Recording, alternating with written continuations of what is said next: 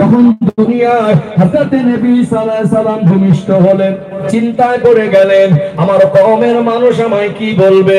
নিশ্চয়ই আমার কওমের মানুষ আমার সঙ্গে অনেক রকম খারাপ ব্যবহার করতে পারে, আমাকে নিয়ে অনেক বাজে মন্তব্য করতে পারে। ছোট বাচ্চা হযরত নবী ঈসা আলাইহিস সালামের কোলে করে নিয়ে যখন কওমের কাছে আসলো, ওই কওমের মানুষ বলেছিল, এ মারিয়াম তুমি তো অবিবাহিতা, তোমার এই বাচ্চার আব্বাকে একটা মানুষ যদি বিবাহ বন্ধনে আবদ্ধ না হয়, ওই মহিলা তোর সন্তানের বাবা মা হতে পারে না, আর তা না হয় তোমার সঙ্গে কারোর কোনো অবৈধ সম্পর্ক আছে। হযরত মারিয়াম আলাইহিস সালাম বলতেন, আমি আমার কখনো আমার জীবনে সজ্ঞানে কোনো পরপুরুষের সঙ্গে শারীরিক সম্পর্কে ফিজিক্যাল সম্পর্কে লিপ্ত হয়নি, অতএব এই সন্তানের আব্বাকে এটা তো আমার জানা নাই, তবে আমি আল্লাহর কুদরতি ক্ষমতায় মা হয়েছি। এই সন্তানকে জিজ্ঞাসা করেন আব্বাকে। আল্লাহর নবী হযরতে ঈসা আলাইহিস সালামের মা তিনি অত্যন্ত সম্মানী ছিলেন, অত্যন্ত আল্লাহর প্রিয় বান্দি ছিলেন। তার সম্মান রক্ষার তাগিদে আমার আল্লাহ ওই অল্প কয়েকদিন মাত্র বয়স হযরত নবী ঈসা আলাইহিস সালামকে কথা বলার শক্তি দিয়েছিলেন। তিনি কথা বলেছিলেন, আমার আল্লাহ আমাকে নবী করে পাঠিয়েছেন। ক্বালা ইন্নী আব্দুল্লাহ, আমি হলাম আল্লাহ পাকের বান্দা। বলুন সুবহানাল্লাহ। কথা কি বুঝতে পারছেন? একজন যুবতী মেয়েকে নবীর মা হওয়ার পিছনে তার জীবনের পবিত্রতা, এটা সম্পদ। তার জীবনের পবিত্রতা ছিল বড় সম্পদ।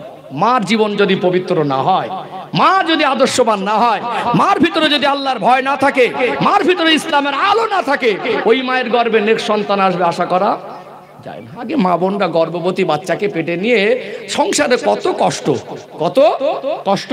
ওই মানে এখন তো চাল কিনে খাওয়া, তখন বাড়িতে চাষের কাজ থাকতো না, ঢেকিতে ধান ভাঙতে হতো। এত কষ্টর জীবনে তারপরেও 5 ওয়াক্ত নামাজ পড়ে গর্ভে বাচ্চা নিয়ে আল্লাহর কাছে কাঁদতো, আল্লাহ আমাকে একটা নেক সন্তান দেন, আল্লাহ আমাকে একটা নেক সন্তান দেন। তাদের দোয়া আল্লাহ কবুল করেছিলেন। অভাবের সংসার ছিল, কিন্তু তাদের পরিবারের সন্তানগুলো আমানতদার ছিল, বলেছিল জমিটা তোকে দিয়ে দেবো তো দিয়ে দেবো। আর এখনকার মানুষ সকালে এক কথা বিকালে এক কথা, 500 টাকা ইমান বিক্রি হয়। কথা ঠিক না বেঠিক? এক জমি 2-3 বার বিক্রি করে বসে রয়েছে, ফাঁস কাতারে গিয়ে সাদা জামা পরে টকচক চকচক করছে, মনে হবে আল্লাহর ওলি।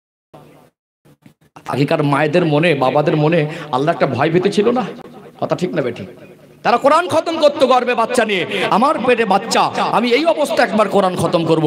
এখন তো আমার মা বোনরা সিরিয়াল খতম করছে, এখন তো আপডেট। সন্তান ভালো হবে কি করে? আমাদের গোড়া ভালো না।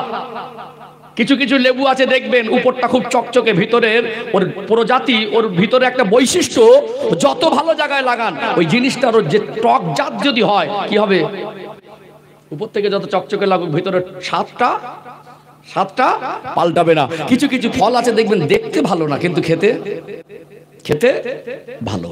বাপজিরা ভাইরা, এখন আমার মা বোনরা ঘরে সিরিয়াল খতম করছে, গর্ভবতী মা মেলা দেখতে যাচ্ছে। আগে মানুষ 2-4 জন নাম কর মদখোর থাকতো, মানুষ ঘৃণা করতে, এটা মদখোর। এখন সব ভিতরে ভদ্র মদখোর। কত মদখোর আছে সেটা আপনারা উপর থেকে বুঝতে পারবেন না। এখন আল্লাহ পয়সা দিয়েছে, আগে বিড়ি টানতো, বিড়ি খাতো, এখন সিগারেট খায়, অর্ধেকটা খায় আর অর্ধেকটা ফেলে দেয়।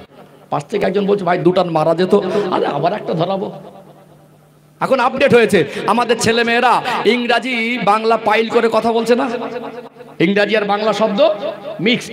এখন যাদের দুটো পয়সা হয়েছে এরা আবার একটু আপডেট হয়ে আগে হাঁড়ি আর বাংলা খেতে এখন ইংলিশ চালাচ্ছে। আজ আমরা বাবা মা কত অসচেতন, বিশ্বাস করুন, আফসোসের সঙ্গে বলছি, ম্যাক্সিমাম ঘরে ছেলে মেয়েদের বিবাহ সম্বন্ধ পরপরই ছেলে মেয়ের কথা শুধু, এখনো কবুল বলেনি, এখন শরীয়তের দৃষ্টিকোণ থেকে বিবাহ হয়নি। মেয়েটাকে নিয়ে ছেলে চলে যাচ্ছে পরীক্ষা দিতে, কথা মনে বুঝতে পারছেন না, বলছে ওটা কে, বলে আমাদের জামাই, জামাইটা কবুল বলবে তবে তো হবে। কথা মনে বুঝতে পারছেন না? বিবাহের আগে ভালোবাসার সম্পর্ক, এমন রিপোর্ট আছে আগে গর্ভবতী হয়ে গেছে, মান সম্মান বাঁচানোর তাগিদে তারা হলো তরিত হয়ে গেলে বিবাহ দিয়ে দিয়েছে। চলছে না চলে না? হ্যাঁ দেন না। একটা ছেলে রাত 10টা-11টার সময় ক্যারাম বোর্ডে দাঁড়িয়ে পেশাব করে পানি নেয় না, বিড়ি টেনে সিগারেট টেনে ঘরে ফিরেছে। অজু কি জিনিস বোঝে না। ওর স্বামী স্ত্রী জীবন অতিবাহিত করছেন, ফিজিক্যাল সম্পর্কে লিপ্ত হচ্ছেন, ওই পরিবারে কি ভালো ছেলে আসবে, ভালো মেয়ে আসবে? এখন তো সব অদ্দর গাঁজাখোর, আমাদের ছেলে পুলে জীবনটা নষ্ট হয়ে যাচ্ছে। এইরকম একদম তরুণ তরুণ, এদেরকে বাবা মা অসচেতন, অসৎসঙ্গ দোষে পড়ে এরা একেবারে গাঁজাখোরের সব টিম তৈরি করে ফেলেছে। চেহারা দেখে বোঝার উপায় নেই। কষ্ট করে 400-500 টাকা রোজগার করছে, তার ভিতর থেকে গাঁজা খাওয়া টাকাটা আলাদা করে আছে। গাঁজা না খেলে দিন পার হয় না। রাত 12টা 1টা 2টো শ্বশুর বাড়ি যাবে, সিগারেটের মধ্যে গাঁজা পাক দিয়ে নিয়ে চলে গেছে। বিশ্বাস করেন না আপনারা? ঠিক বলছি না ভুল বলছি? এ তো পাকা গাঁজাখোর। ওখানে গিয়ে একটা মান সম্মান পাবে কি না পাবে, কি পরিস্থিতি হয়। আবার মানে কি বলে, লেবুর পাতা ভালো করে ডোলে চিবিয়ে দেয়। মানে যখন শ্বশুর বাড়ি গেছি, মান সম্মানের ব্যাপার তো, ওখানে যদি বুঝতে পারে জামাই গাঁজাখোর, মানে গাঁজা না খেলে দিন পার হবে না। মানে সিগারেটের মধ্যে আগে তো কলকে টানটা, এখন সব আপডেট হয়ে গেছে, ছোট ছোট পুরিয়া সিগারেটের মধ্যে দেয়। শ্বশুর বাড়ি যাচ্ছে বিবাহ করে, এতদিন বাবা মা হওয়ার অপশন ছিল না, এখন শ্বশুর বাড়ি যাচ্ছে সিগারেটের মধ্যে করে গাঁজা পাক দিয়ে নিয়ে যাচ্ছে। গাঁজা খেয়ে আবার লেবু পাতা চিবিয়ে ফেলে দেয় যাতে ধরতে না পারে। কি গো, মানুষকে ফাঁকি দেওয়া যাবে, আল্লাহকে ফাঁকি দেওয়া যাবে? হাকু দেন না। আগে বিড়ি খেত, এখন সিগারেট খাচ্ছে। শ্বশুর বাড়ি যাচ্ছে, দোকানদারকে বলছে, দোকানদার 4 প্যাকেট সিগারেট দাও। বলছে তুই তো ভাই বিড়ি খাচ্ছ আর সিগারেট, মানে শ্বশুর বাড়ি যাবো। এতদিন আব্বা মা হওয়ার অপশন ছিল না, এক ধাপ তো বাড়তে হবে। আল্লাহ আমাদের পরিবারকে হেফাজত করেন, আল্লাহ আমাদের প্রত্যেকের পরিবারে ইসলামের আলো দান করেন। আল্লাহ দেখিয়ে দেওয়ার রাস্তায়, নবী দেখিয়ে দেওয়ার রাস্তায়, সুন্নাতের আলো আমরা জীবন অতিবাহিত করতে পারি। আল্লাহ তৌফিক দান করেন, বলেন আল্লাহুম্মা আমিন। ঠিক ভালো করে দেখবেন, আজ বিবাহের আগে অবৈধ সম্পর্ক, বিবাহের আগে পবিত্রতা নষ্ট, বিবাহের পরেও আমাদের জীবনে কখনো চোখের পানি ফেলে মাটা বলছে না আল্লাহ আমাকে একটা নেক সন্তান দেন। এবং নেক সন্তান পেতে গেলে মার জীবনে যে পবিত্রতা শর্তটা দরকার, সেটাও মার ভিতরে নেই। বাবা যে ভালো হবে, তারপরে বাবার ভিতরে সেই দায়বদ্ধতা নেই। বাবাও কেউ মদখোর, কেউ গাঁজাখোর, কেউ বিড়িখোর। এই তো জীবন।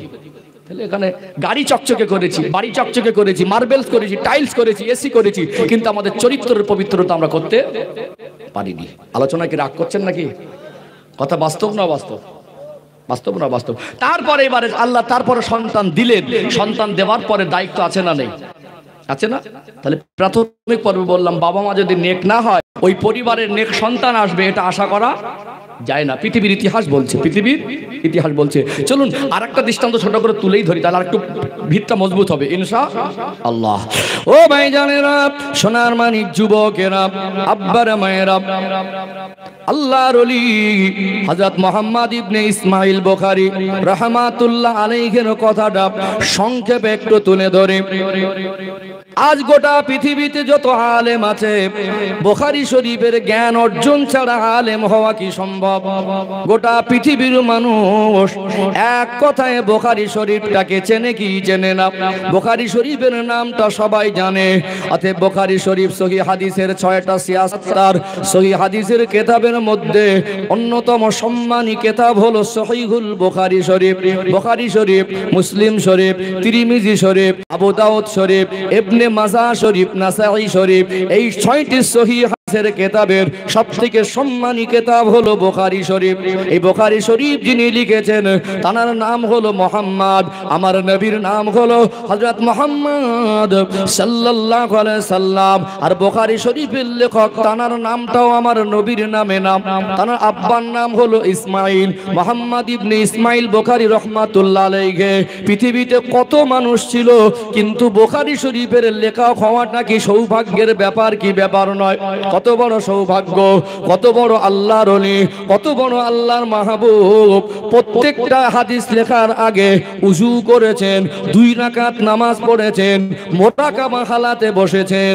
আমার রাসূলুল্লাহর তরফ থেকে ইশারা যতক্ষণ না পেয়েছেন, ওই হাদিসটা বুখারী শরীফের হাদিসের মধ্যে লিপিবদ্ধ করেন নাই। কত বড় আল্লাহর মাহবুব ছিলেন। ও ভাইয়েরা, বাবাজিরা, তারা ছোটবেলার জীবনী যদি তুলে ধরি অবাক হয়ে যাবেন। ছোটবেলার জীবন যদি পড়েন অবাক হয়ে যাবেন। ওই ছোট বাচ্চা দুনিয়ায়, ওই সন্তানটা দুনিয়ার দৃষ্টিশক্তির সমস্যা। একটা সন্তান যদি অন্ধ হয়, দুনিয়ার কারোর যদি কষ্ট না হয়, আব্বা মার মনে কষ্ট হবে কি হবে না? যেহেতু বাবা মার হক আর সন্তানের হক, এটা আমার কমিটি ভাইদের আবেদনে আজকে আলোচনাটা করছি। ও ভাইরা, বাবাজিরা, একটু গভীর মনোযোগ দিয়ে শুনুন, এটা আমাদের জীবনে অত্যন্ত প্রয়োজন। কথাগুলো বোঝার চেষ্টা করুন। শুনুন, ছোট বাচ্চা যদি দৃষ্টিশক্তির সমস্যা হয়, আল্লাহ যদি দেন তো করার কিছু নেই, কিন্তু মার মনে একটা কষ্ট থাকে কি থাকে না? দুনিয়ার মানুষ ঘুমিয়ে যেতেন, আল্লাহর ওলি হযরত ইমাম বুখারী রাহমাতুল্লাহ আলাইহির মা, তিনি রাতের বেলা নামাজ আদায় করে শান নামাজ পড়ে ঘুমিয়ে যেতেন, তাহাজ্জুদে রক্তে বিছানা ছেড়ে উঠে পড়তেন। তার মা ছিলেন নেক, মা ছিলেন পর্দানশিনা, মা ছিলেন আল্লাহওয়ালি, মা ছিলেন পাঁচ ওয়াক্ত নামাজি, কোরআন পড়নেওয়ালি। দুনিয়ার মানুষ ঘুমিয়ে যাওয়ার পরে গভীর রাতে তাহাজ্জুদে নামাজ পড়ে আল্লাহ পাকের দরবারে হাত তুলতেন, ও রব্বুল আলামিন, আল্লাহ আপনি আমাকে সন্তান দিলেন, ওই সন্তানটার চোখের দৃষ্টি শক্তির সমস্যা, আমি মায়ের বড় কষ্ট হয়, আল্লাহ আপনার নাম রহমান, আল্লাহ আপনার নাম রহিম, আল্লাহ আপনি কি পারেন না আমার এই ছোট বাচ্চার চোখের জ্যোতিটা ফিরিয়ে দিতে? আল্লাহ পাক আপনি যদি ঈসা আলাইহিস সালামকে বিনা বাপে দুনিয়ায় পাঠাতে পারেন, আল্লাহ পাক আপনি যদি আগুনের মধ্যে হযরত নবী ইব্রাহিম আলাইহিস সালামকে হেফাজতে রাখতে পারেন, আপনি যদি একটা মাছের পেটে আপনার নবী ইউনূস আলাইহিস সালামকে হেফাজতে রাখতে পারেন, আল্লাহ আপনার কাছে তো অসম্ভব কিছু নয়। আপনি আমার বাচ্চার চোখের দৃষ্টি শক্তি কি ফিরিয়ে দিতে পারেন না? আপনার হাবিব দয়ার নবী সোনা জবানে বললেন, বিগয়রি হিজাব, আব্বা জানের দোয়া, আম্মা জানের দোয়া, এত দামি দোয়া, ওই দোয়াটা আল্লাহর কাছে পৌঁছে যায়, কোনো পর্দা থাকে না, বিগয়রি হিজাব, সরাসরি আল্লাহ পাকের দরবারে পৌঁছে যায়। আপনার হাবিব বলেছেন, মায়ের দোয়া সন্তানের জন্য কবুল হয়, আব্বা দোয়া সন্তানের জন্য কবুল হয়। আল্লাহ পাক আপনি কি আমার দোয়াটাকে ফিরিয়ে দেবেন? আমি মা কাঁদি, আল্লাহ আমার বাচ্চার দৃষ্টি শক্তি ফিরিয়ে দেন। ও ভাইরা বাবাজিরা, আজকে আমরা যারা দোয়া করি আমাদের ধৈর্যটা হারিয়ে গেছে না যায় নাই? একবার দুবার দোয়া চেয়ে বলি আল্লাহ কবুল করে না। আল্লাহ যার ডাকটা বেশি ভালোবাসে আল্লাহ তাকে একটু বেশি কষ্ট দেয়, ওই ডাকুক আমাকে কাছে বেশি বেশি চাক। আল্লাহ চাইলে তো এক চান্সে দিয়ে দিতে পারে, পারে না? কিন্তু অনেকদিন চেয়ে চেয়ে চেয়ে চেয়ে একটা মানুষ একসময় পা পিছনে নেয়। আল্লাহ রহমান, আল্লাহ রহিম, আল্লাহ রহমত থেকে নিরাশ হতে নেই। কি হতে নেই? আমরা দানা ফেলে দিয়ে ফল খাবার চেষ্টা করি, গাছটা বেরোবে তবে তো, নাকি বড় হবে তবে তো, দানা ফেলে দিয়ে ফল খাবার চেষ্টা করি। ও দানা থেকে চারা হবে, চারা থেকে গাছ হবে, গাছ থেকে ফুল হবে, তারপরে তো ফল হবে। আমরা ধৈর্য কম। আল্লাহর ওলি হযরত ইমাম বুখারী রাহমাতুল্লাহ আলাইহির মা রাতের বেলা প্রতিনিয়ত কাঁদতেন। আল্লাহর উপরে কতটা আত্মবিশ্বাস ছিল, আল্লাহর কাছে কেঁদে কেঁদে বলতেন, ও দয়াময় আল্লাহ, একবার ফিরিয়ে দেবেন, দুইবার ফিরিয়ে দেবেন, 100 বার ফিরিয়ে দেবেন, 1000 বারও যদি আপনি আমায় ফিরিয়ে দেন, আমি ইমাম বুখারীর মা রহমতের দরবার থেকে আমি মুখটা ফিরিয়ে নেব না। 1000 বার যদি আপনি আমায় ফিরিয়ে দেন, আমি আবার বলবো আল্লাহ আপনি রহমান, আপনি দয়ার সাগর, আল্লাহ আপনি আমার বাচ্চার চোখের দৃষ্টি শক্তি ফিরিয়ে দেন। আল্লাহ আপনি ছাড়া আর কেউ ওই চোখের দৃষ্টি শক্তি ফিরিয়ে দিতে পারবে না। একটা মানুষের চোখের দৃষ্টি শক্তির সমস্যা হলে ডক্টরকে বলবেন আমি চশমা নেব না, চোখের জ্যোতি ফিরিয়ে দেন। ডক্টরের কি ক্ষমতা আছে? চশমা দিতে পারে, চোখের জ্যোতি ফিরিয়ে দিতে পারে না। আমার আল্লাহ চাইলে ওটা পারবে কি পারবে না? মার চোখের পানিটা আল্লাহর কাছে পছন্দ হয়ে গেল, মা দোয়াটা আল্লাহ কবুল করে নিয়ে ওই ছোট বাচ্চার চোখের জ্যোতিটাকে আমার আল্লাহ ফিরিয়ে দিয়েছিলেন। জোরে বলেন না। আর এই দেখবে বন্ধন ব্যাংকের ওই লোনের গ্রুপের হেড, ওই মার দোয়া মনে হয় তাড়াতাড়ি কবুল হবে নাকি? কথা মনে বুঝতে পারছেন না। কিছু কিছু মা বোন আছে এত হায়া লজ্জা কমে গেছে, সাবালক ছেলে, ওই ছেলের সামনে পেটে পিঠে কাপড় থাকে না। কি গো, ঠিক বলছি না ভুল বলছি? একটা ঘরে সাবালক ছেলে আছে, যে ছেলেটা 14-15 বছর বয়স, তার সামনে মার অন্তত একটু আদব থাকবে কি থাকবে না? ও পেট পিঠ সব দেখা যায়। এখন তো আবার মডার্ন আর ফ্যাশনগিরি দেখাতে গিয়ে পর্দার বিধানটাকে সীমালঙ্ঘন করে আজ বিয়ে বাড়ির চিত্রগুলো দেখবেন, বিয়ে বাড়ির পথযাত্রী সব 50-50 হয়ে গেছে, মহিলা পুরুষ সাজসজ্জা দেখে মনে হবে না যে পুরুষ মানুষের বিয়ে, মানে মনে হবে না যে এটা মুসলমানের ঘরের বিয়ে। এখন তো আগে তো ঘরে টুকটাক গান বাজনা নাচানাচি হতো, হুজুররা প্রতিবাদ করে, ইমাম মসজিদে জুমার দিন কায়দা করে বলে মান সম্মান বাঁচানোর তাগিদে ঘরে গান বাজায় না, বাড়িতে গান বাজানো বন্ধ, গাড়িতে গান বাজানো বন্ধ হয়নি। হয়েছে কি?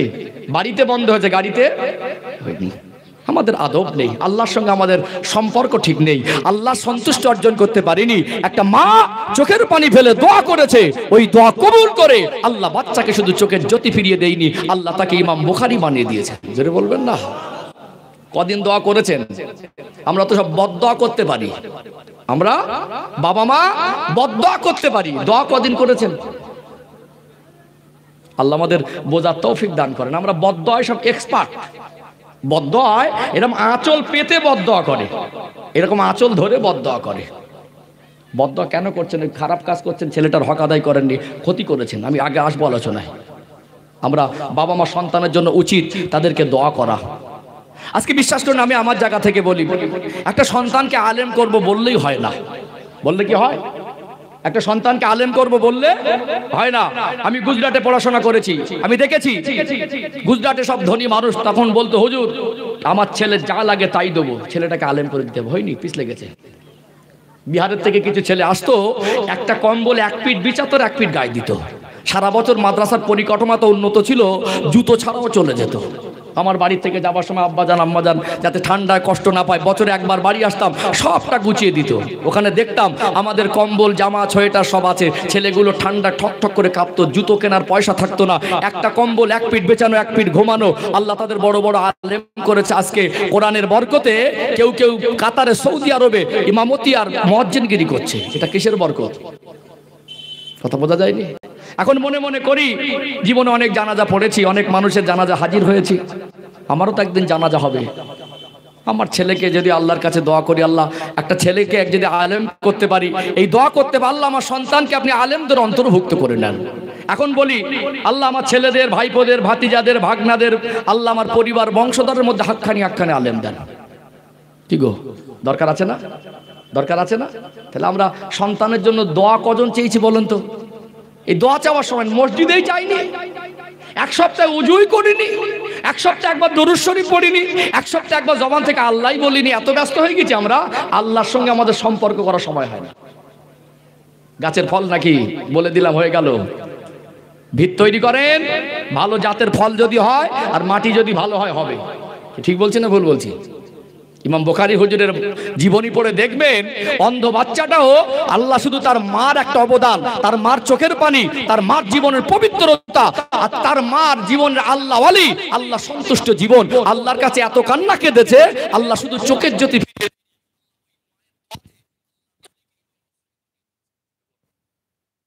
শুধু কি মার অবদান লাগে না, বাপেরও লাগে? বাপের লাগে না?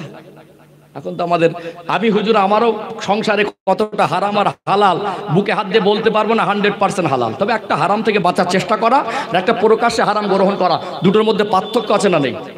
আছে না? ইমাম বুখারী হুজুরের মায়ের দোয়া কবুল হওয়ার পিছনে বাবারও অবদান ছিল। চলুন তার বাবার কথাটা সংক্ষেপে একটু বলে দেই, দরকার আছে না? আলোচনা বুঝতে পারছেন তো? বুঝতে পারছেন?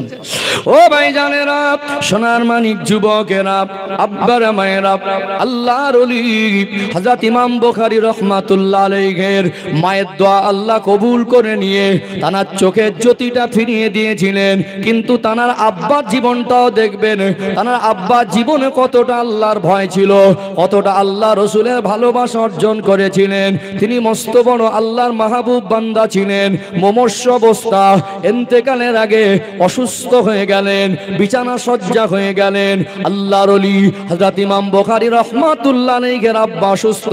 এই খবরটা আত্মীয় স্বজনের কাছে যাওয়ার পরে আত্মীয় স্বজন হিসাবে শেষবারের মতো মানুষটাকে দেখতে যায় কি যায় না? আল্লাহর ওলি হযরত ইমাম বুখারী হুজুরের আব্বা হযরত ইসমাইল বুখারী রাহমাতুল্লাহ আলাইহি মুমূর্ষ অবস্থা, কথা বলার তেমন শক্তি নেই, কিন্তু তার আত্মীয় পরিবার মাথার ধারে বসে বসে কাঁদছেন। আল্লাহর ওলি অসুস্থ, কোনো বেয়াদবি যেন না হয়, তিনি চোখ বন্ধ করে আছেন। এমন সময় তিনি 3 বার আওয়াজ করেছিলেন লা, আরবি ভাষায় লা, যার বাংলা মানে হলো না আগে পিছে লা লা লা বলে 3 বার আওয়াজ করলেন। না পরেও কিছু না, শুধু যদি 3 বার না শব্দটা বলে নিশ্চয়ই তো কিছু বোঝাতে চাইছেন। তিনি যে আল্লাহওয়ালা ছিলেন, তার ইন্তেকালের আগে তিনি যে শুধু না বলেছেন, পাশে যারা থাকবে তাদেরও তো মন চাইবে, মনে হয় তিনি কিছু একটা বোঝাতে চাইছেন। তাহলে তিনি কি বোঝাতে চাইছেন জানার আগ্রহ হবে কি হবে না? বেয়াদবি করা যাবে না, ব্যক্তিকে বিরক্ত করা যায় না, মুমূর্ষ ব্যক্তিকে কলেমা শরীফের তালকিন দিতে হয়। এখানে মাসআলা বুঝবেন, তালকিনের অর্থ হলো জোর করে পড়ানো নয়, তালকিনের অর্থ হলো তাকে কলেমা শরীফটা শোনাতে হবে। কেননা হয়তোবা 3 সেকেন্ড হায়াত আছে, ওই সময় তার শারীরিক কষ্ট, এমন কষ্ট হচ্ছে কথা বলার শক্তিটা হারিয়ে ফেলেছে। ওখানে যদি তাকে জোর করে কলেমা পড়াতে চান, কলেমা কি পড়তে পারবে? ওকে শোনাতে হবে। যদি জবান থেকে কথা বলার শক্তি শরীরে না থাকে, শুনে শুনে ওটা যদি অন্তরে সমর্থন করে, ওটাও কলেমা পড়ার মধ্যে আমার আল্লাহর দরবারে শামিল হয়ে যাবে। এই জন্য মুমূর্ষ ব্যক্তিদের কাছে আমাদের উচিত হলো, আমাদের আদব হলো তার পাশে গিয়ে জোরে কথা না বলা, বেশি চেঁচামেচি না করা, বেশি কান্নাকাটি না করা। কিন্তু ওই সময় ডিস্টার্ব করলে শয়তান ধোঁকা দেয়, শয়তান ওয়াসওয়াসা দেয় মৌতের সময় ঈমান হারা করে দেওয়ার জন্য। এই জন্য আমরা দোয়া করি, আল্লাহ মরণের সময় যেন জবান থেকে ঈমানের কলেমা জারি হয়। এই দোয়া করি কি করি না? কিন্তু ছেলে যতদিন আয় রোজগার করেছে, বাবা যতদিন খাবার ক্ষমতা ছিল, মা যতদিন খাওয়ার ক্ষমতা ছিল, মা তখন রাস্তার দিকে চেয়ে বসে থাকতো, আমার ছেলে আমার জন্য খুশি করে আনবে। খাবার শক্তি ছিল তখন খাওয়াইনি, এখন খেতে পারবে না, রসগোল্লার ছানা এনে তখন গালের মধ্যে ঢুকিয়ে দেয়। এরকম অপদার্থ ছেলে আছে না নেই? যখন খাবার সময় তখন খাওয়াবে না, আর খাবার শক্তি নেই, এইবারে নাম কিনতে এসেছে, আব্বা খাও, আব্বা খাও, বলে গালে একটু পানি দিচ্ছে, আমার পানিটা খেয়ে মরেছে। কি এখন প্রশংসা! বাপকে গালি দিয়ে, বাপের ছোট বড় কথা বলে, বাপের সম্মান নষ্ট করে গালে 1 চামচ পানি দিয়ে যে মরে গেছে, আমার হাতের পানিটা খেয়ে মরেছে। পানিটা খেয়ে 1 চামচ পানি দিয়ে মনে করলো তুমি বাপের সব মাপ হয়ে গেছে নাকি? যখন বেঁচে আছে খেদমত করেন, সেবা করেন, তাদের কাছে যতটুকু পারেন তাদের খেদমতে কিছু পেশ করেন, আল্লাহ খুশি হবে। বাপ মা দোয়া করলে ওটা আল্লাহর কাছে কবুল হবে। কিন্তু যখন বেঁচে থেকে ওষুধ কেনার পয়সা পানি, তখন পয়সা খরচা করিনি। যখন বেঁচে থেকে খাবার আচ্ছা ডাকতো, তখন এনে দেয়নি। এখন আর খেতে পাচ্ছে না, ঢোক মারতে পারছে না, ছেলে মেয়ে জামাই গোষ্ঠী বন্ধু সব এবার খাও খাও। মরার সময় সুস্থভাবে কিছু মানুষকে মরতে দেয় না, এটা আমাদের অজ্ঞতা। এখানে বসে শিখতে হবে। একটা মানুষ যখন মুমূর্ষ অবস্থায় থাকে, একেবারে মেয়ে দরদ দেখাচ্ছে, এসে টোটো ভ্যান থেকে লাফিয়ে এত চিল্লাচ্ছে, ওখানে আব্বার যা মুমূর্ষ অবস্থা, ওই রকম কান্নার কোনো মানে হয়? অবশ্যই রক্তের সম্পর্ক, মায়া হয়, কাঁদেন, ওযু করেন, কোরআন তেলাওয়াত করেন, নামাজ পড়ে আল্লাহর কাছে কাঁদেন, আল্লাহ আমার আব্বার যদি হায়াত থাকে তো সুস্থ করে দেন, আল্লাহ আমার মা যদি হায়াত থাকে তো সুস্থ করে দেন, আল্লাহ যদি হায়াত না থাকে আল্লাহ ঈমানের সঙ্গে মওতটা দেন। দরকার ছিল না? কান্না দেখাচ্ছ, কান্না কান্না যদি করতে হয়, উজু করে আমাদের পার্টিতে বসে নামাজ পড়ে আব্বার জন্য দোয়া করার কাঁদো। ইঞ্জিন ভ্যান থেকে লাফিয়ে পড়ে, টোটো ভ্যান থেকে লাফিয়ে পড়ে কেঁদে বলতে, সর আমার বাপের গালে আগে আমি পানি দেবো। এগুলো উচিত না। যদি ওই সময়টা করুন, যদি ওই সময়টা কষ্টের, ওখানে আমাদের কিছু মিস্টেক হয়। একটা মানুষ ওই সময় যদি বিরক্ত হয়, বিরক্ত বোধ করে, এখানে তার ঈমান হারিয়ে যাওয়ার সম্ভাবনা আছে। কি গো? তো ওই সময়টাকে আমাদেরকে তালকিন দিতে হয়। কি দিতে হয়? কলেমা শরীফের আলোচনা। রাগ করছেন নাকি? এগুলো ঘটে না? ঘটে না? বাস্তব না বাস্তব? আমি চেষ্টা করি সমাজের, কেন এখানে আমি জানি যত মানুষ যারা এসেছেন, আমি যদি মন করি আপনাদের মন জয় করবে, এটা সহজ। প্রায় জায়গায় আমি বলে থাকি, মন জয় করা আলাদা, হক আদায় করা আলাদা। একজন বক্তা ওয়াইজিন মুকারি যদি মনে করে যে সামনে যারা বসেছেন তাদের খুশি করাই আমার উদ্দেশ্য, বিভিন্ন কথাবার্তা দিয়ে এদেরকে খুশি করা যায়, এমন একটা কথা বললো সবাই হেসে ফেললো, ও তাই তো হুজুর হেভি বলছে, ওটা শরিয়াত না। এখানে এত মানুষ বসেছেন, বলুন কমিটিদের কোনো স্বার্থ আছে এর থেকে লাভ করবে? বরং আল্লাহকে রসুলকে ভালোবেসে তারা কষ্ট করেছে, টাকাও দিয়েছে, বরং কোন কমিটির ঘাড়ে ঘাটতিও পড়ে যায় না? আপনারা যারা এসেছেন গ্রামবাসী দান করেছেন না করেননি? আজকে আপনারা নিঃস্বার্থ বসেছেন, কমিটিদের খাটনি আর অর্থ নিঃস্বার্থ, আপনাদের খাটনি অর্থ নিঃস্বার্থ। আজকে যত মানুষ এসেছেন বলুন খাওয়ার জন্য এসেছেন, রোজগারের জন্য এসেছেন? দুটোর জন্যই আসেননি, খাওয়াও না রোজগারও না, আল্লাহকে রসুলকে ভালোবেসে। আপনাদের মতো মানুষের এখানে পাওয়ার পরে সময়টুকু আমার কাছে আমানত। এখন প্রচন্ড রাত জাগিয়ে কষ্ট হয়, মনে হয় মানুষকে কি দিলাম।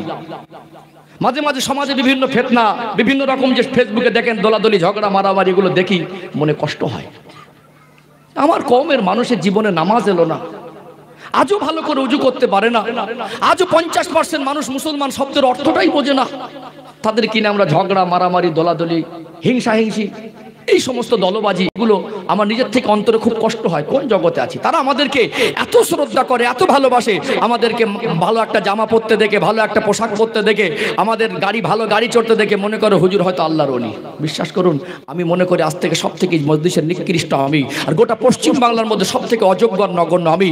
বক্তা হতে গেলে যে পড়াশোনার যে তাকওয়া লাগে সেটা আমার ভিতরে সেই জ্ঞান নেই। তবু আল্লাহ যতটুকু বলায় চেষ্টা করি আমার কওম, একদিন আমিও চলে যাব, কিন্তু আমার অবদান, আমার দুটো কথা কোরআনের বাণী যেন আল্লাহর জন্য পৌঁছানো হয়, আপনাদের মন জয় করার জন্য বলিনি। আমি মাঝে মাঝে বলি আমার মজলিস থেকে কেউ উঠে গেলে এখন করে আমার কষ্ট হয় না, কারণ আমি কোরআনের বাণী যদি বলি, হাদিসের কথা বলি, যদি ইসলাম ধর্মের কথা যদি বলি, এখানে যদি শরিয়াতের মোতাবেক কথা হয়, এর থেকে ভালো কথা আমার কাছে আর কিছু নেই। আছে কি?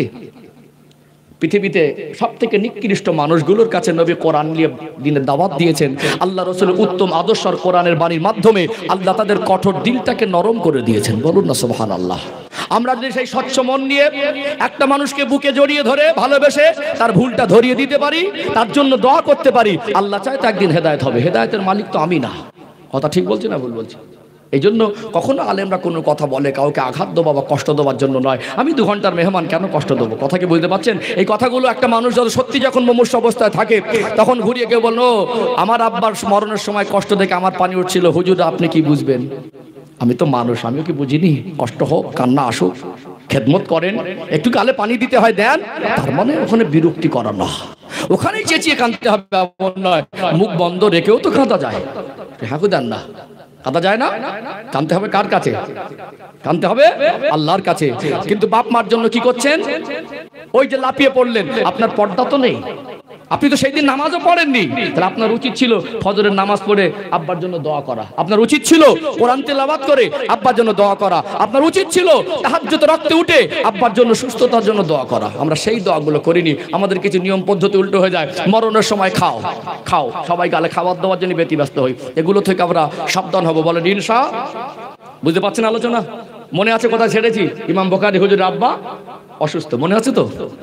ও ভাই জানেরা, সোনার মানিক যুবকেরা, আব্বার মায়েরা, আল্লাহর ওলি হযরত ইমাম বুখারী রাহমাতুল্লাহ আলাইহি আব্বা জান হযরত ইসমাইল বুখারী রাহমাতুল্লাহ আলাইহি অসুস্থ, মুমূর্ষ অবস্থা, আত্মীয় ভক্ত মুরিদান মুহিব্বিন ঘিরে আছে। তানার কাছে কেউ বিরক্তি করছেন না। তিনি শুধু 3 বার আওয়াজ করেছিলেন না। মনটা চাইছিল হুজুর শুধু না বলেছেন, নিশ্চয়ই আগে পিছে তো কিছু আছে। জানতে মন চাইবে কি চাইবে না। বেশ কিছুটা সময় অতিবাহিত হয়ে গেল। আল্লাহর ওলি হযরত ইসমাইল বুখারী রাহমাতুল্লাহ আলাইহি চোখটা খুলে দেখলেন আত্মীয় পরিবার মাথার ধারে বসে বসে কাঁদছেন। আদবে জিজ্ঞাসা করা হলো, ও আল্লাহর ওলি, বেশ কিছুক্ষণ আগে আপনি শুধু 3 বার আওয়াজ করেছেন না, হয়তোবা তিনি কিছু বোঝাতে চাইছিলেন, আমাদের কোনো নসিহত করতে চাইছিলেন, আমাদের কোনো কথা হয়তো বলে যেতে চাইছিলেন, ওটা কি একটু জানিয়ে দেবেন? ওই সময় তিনি বলেছিলেন, আমি মুমূর্ষ থাকা অবস্থায় আমার মনে হলো আমার জীবনটা একদিন শেষ হয়ে যাবে, আমার আল্লাহ কখন ডাকবেন।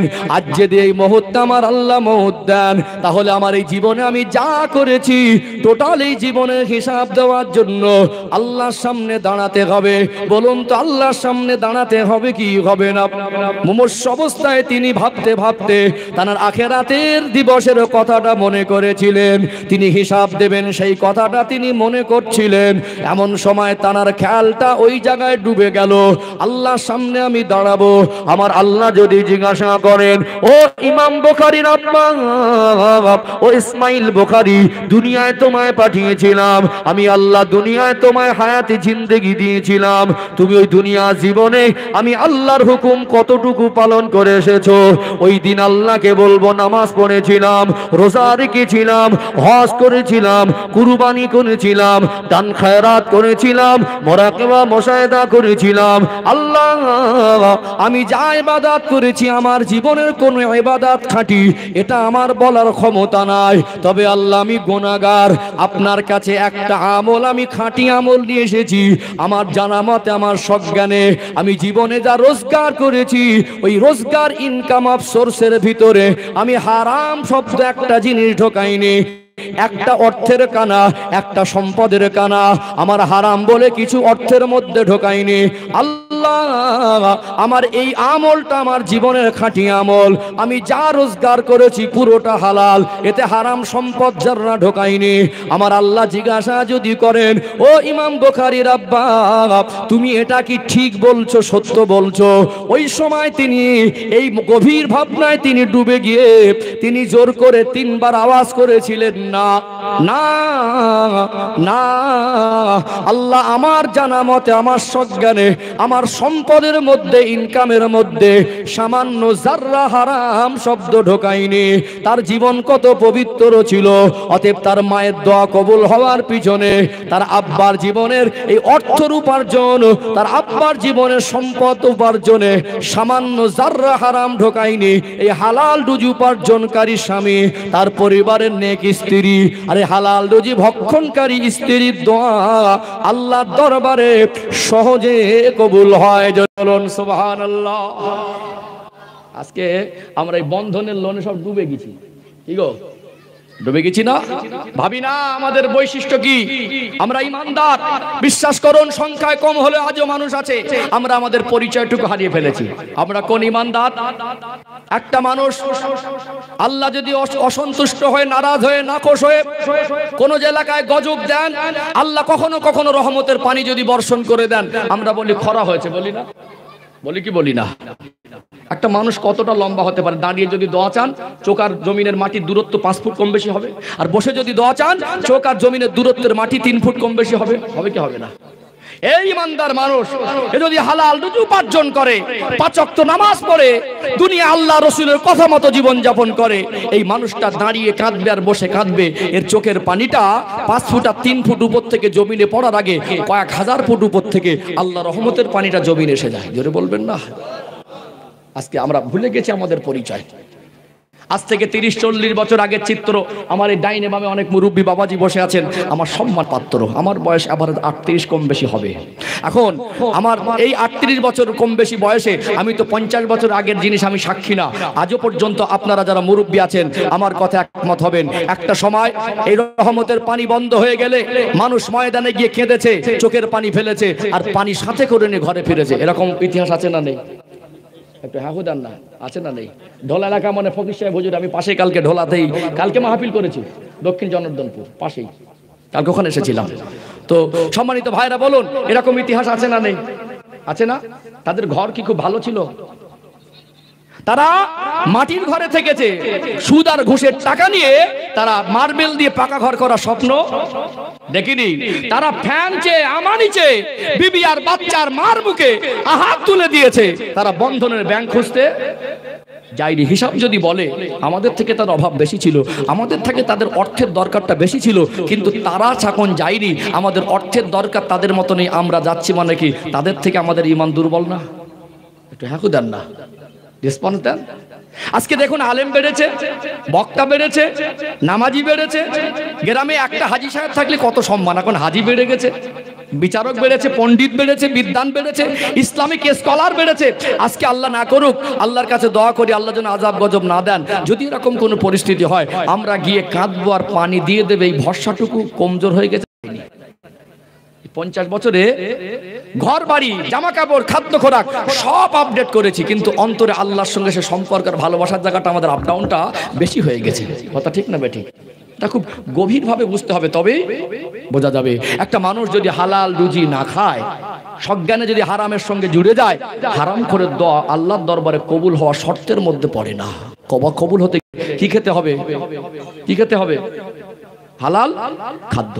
আমাদের প্রয়োজন ছিল না, কিন্তু আমরা সেটা প্রয়োজন বানিয়ে নিচ্ছি জোর করে। কথা ঠিক না বেঠিক? আগের দিন সত্যিকারে বাড়িতে কালকে কি রান্না হবে এইটুকু কালকে আগের দিন ছিল না বাড়িতে। সকালবেলা স্ত্রী বলছে, বড় ফ্যামিলি, এক সংসার, দুপুরে খাবো কি, রান্না করার কিছু নেই, মনটা খারাপ। বললো একটু দুপুর পর্যন্ত দেখি কোনো ব্যবস্থা হয় কিনা। কাজ কাম হলো না, কোনো টাকা পয়সা পেলো না, খুব মনটা খারাপ। বেলা 12টার সময় এসে বলছে, পাশের বাড়ির থেকে কিলো 2 চাল ধার করে আজকে ফুটিয়ে রান্না করো। ফ্যান ভাত করে খেয়েছে। তাহলে আজকে বলুন, এত মানুষ আমরা এসেছি, গোটা ঢোলা এলাকায়, দক্ষিণ 24 পরগনা, আমার উত্তর 24 পরগনায় এরকম বাড়ি আজকে তারিখে, বলুন তো এরকম বাড়ি কি আছে কালকে খাবো সেটা নেই? ঠাকুর দেন না। আজ থেকে 30-40 বছর আগে, 50 বছর আগে এরকম দিন একটা গ্রামে 10-20 জনের বাড়ি ছিল, সত্যিকারে কালকে খাবো সেটা ছিল না।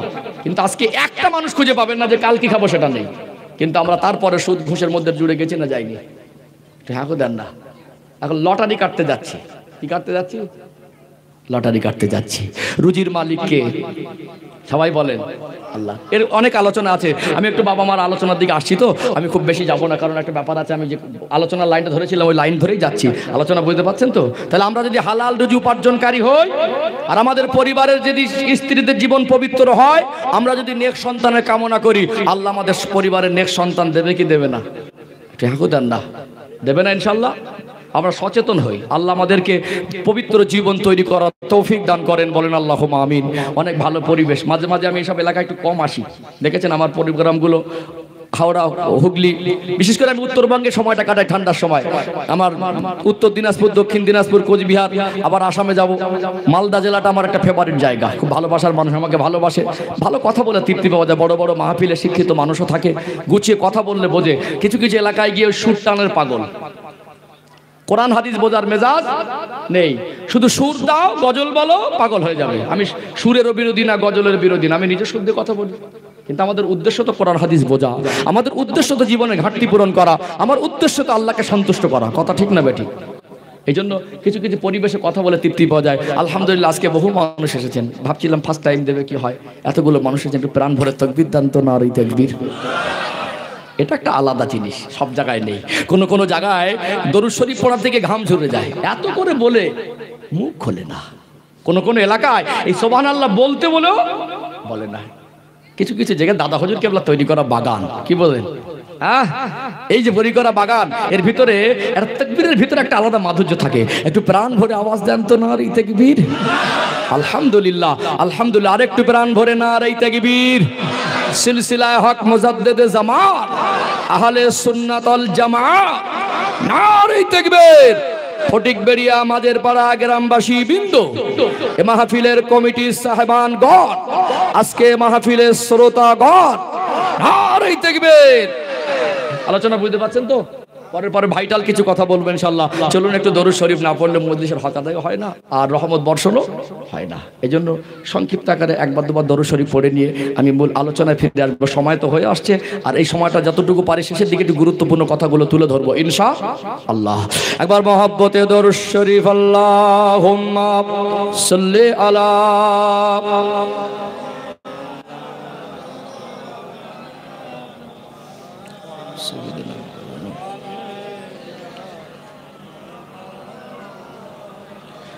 हब्बे अहमद जल्ही सीने में गए, मैं हूँ मेरा दिल मदीने में गए।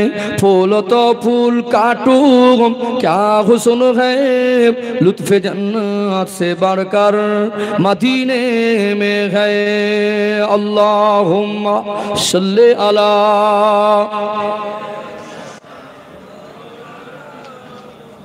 वाला अली सय्यदिना। इन हवाओं से कह दो ना इधर, मुझको खुशबू की कोई जरूरत नहीं। महका सारा जहां खुशबू नबी के पसीने में गए। अल्लाहुम्मा सल्ले अला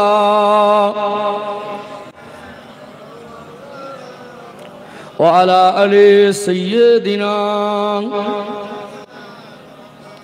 একটু জিকির করেন লা ইলাহা ইল্লাল্লাহ আরো মহব্বতে লা ইলাহা ইল্লাল্লাহ, লা ইলাহা ইল্লাল্লাহু মুহাম্মাদুর রাসূলুল্লাহ সাল্লাল্লাহু আলাইহি ওয়াসাল্লাম।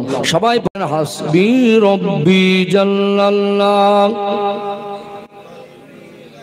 আরো মহব্বতে হাসবি রব্বি জাল্লাল্লাহ মা ফি কলবি গায়রুল্লাহ নূর মুহাম্মদ সাল্লাল্লাহ হক লা ইলাহা ইল্লাল্লাহ, লা ইলাহা ইল্লাল্লাহ, লা ইলাহা ইল্লাল্লাহ মুহাম্মাদুর রাসূলুল্লাহ।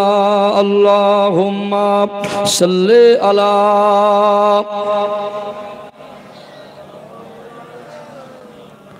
ওয়া আলা আলি সাইয়্যিদিনা। ও ভাইজানেরা, সোনার মানিক যুবকেরা, আব্বার মায়েরা, আল্লাহ পাক আমাদেরকে দুনিয়ায় পাঠিয়েছেন।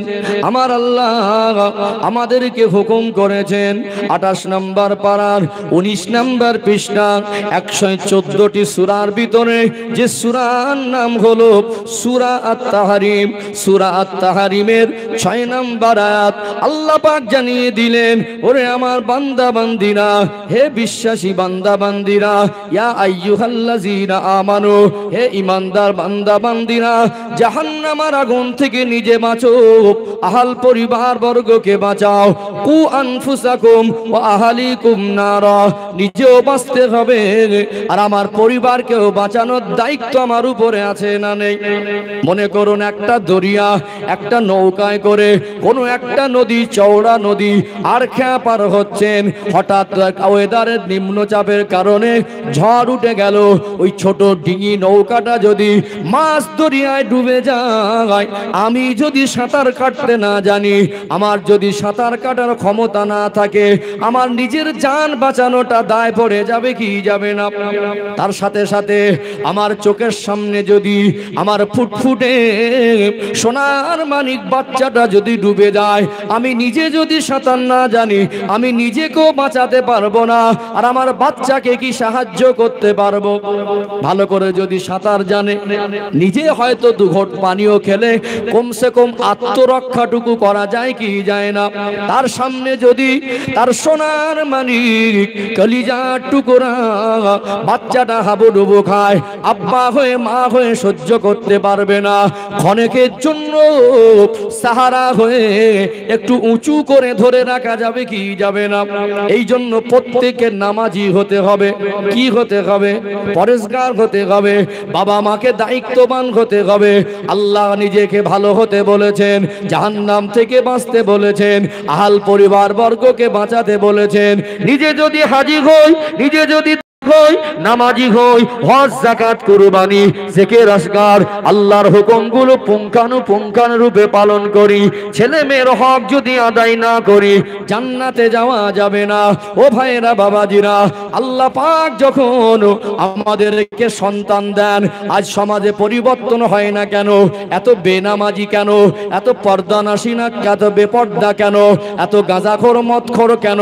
আজকে একটা জ্বলন্ত কথা বলি, আপনাদের এই ফটিকবেড়িয়া মাঝের পাড়া গ্রামের জলসা, এত সুন্দর পরিকাঠামো, এখানে বহু মানুষ এসে যেমন বসেছেন, পাশে যে মেলা বসিয়েছেন, ওই মেলার মধ্যে শত শত সোনার মানিক যুবকগুলো ঘোরাঘুরি করছে কি করে না? করছে কি করে না? আচ্ছা, ওদেরকে এখানে আনা সম্ভব হবে? সবাই আসবে বলে মনে হয়? হাকুদার না, ওদের মেজাজ একটু বুঝুন। এখানে একটা ছেলে বসে আছে, সে মনে করছে আমি কোথায় এসেছি? জলসা এসেছি, জলসায় বসেছি। ওখানে একটা ছেলে এসেছে, আজ বাড়ি ফিরে হয়তো মা জিজ্ঞাসা করবে, কোচি কোথায় ছিলি? বললো কেন? ফটিকবেড়িয়া মাঝের পাড়া জলসা হচ্ছিল, জলসায় গিয়েছিলাম। আসার সময় কি হয়তো জিজ্ঞাসা করছে, এই কোথায় যাবে? আশপাশে এলাকার থেকে ছেলে। কেন? জলসা হচ্ছে জানিস, জলসায় যাচ্ছি। কিন্তু দেখা যাচ্ছে ওর জীবন, একজনের বলে এসছে জলসায় যাচ্ছি, বাড়ি গিয়ে বলবে জলসায় গিয়েছিলাম, কিন্তু 10 সেকেন্ডের জন্য এই মজলিসের মধ্যে বসিনি। আসলে ওর মনের মধ্যে জলসাকে ওকে বোঝানো হয়নি। ঠিক বলছি না ভুল বলছি? ওই বাজার, ফুচকার দোকান, মেয়েরা ঘুরবে পিছনে পিছনে ঘোরা, এটা ওর কাছে জলসা। কিছু মানুষ আছে আবার যুবক ছেলেগুলো, এদের কাছে এটা জলসা। এই দুটো যুবক, এও মানুষ ও মানুষ, দুজনের মধ্যে পার্থক্য আছে না নেই?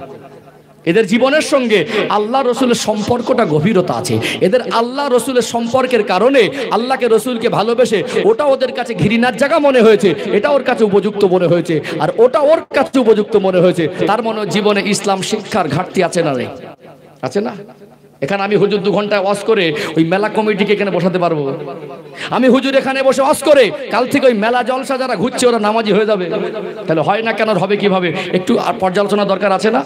আছে না?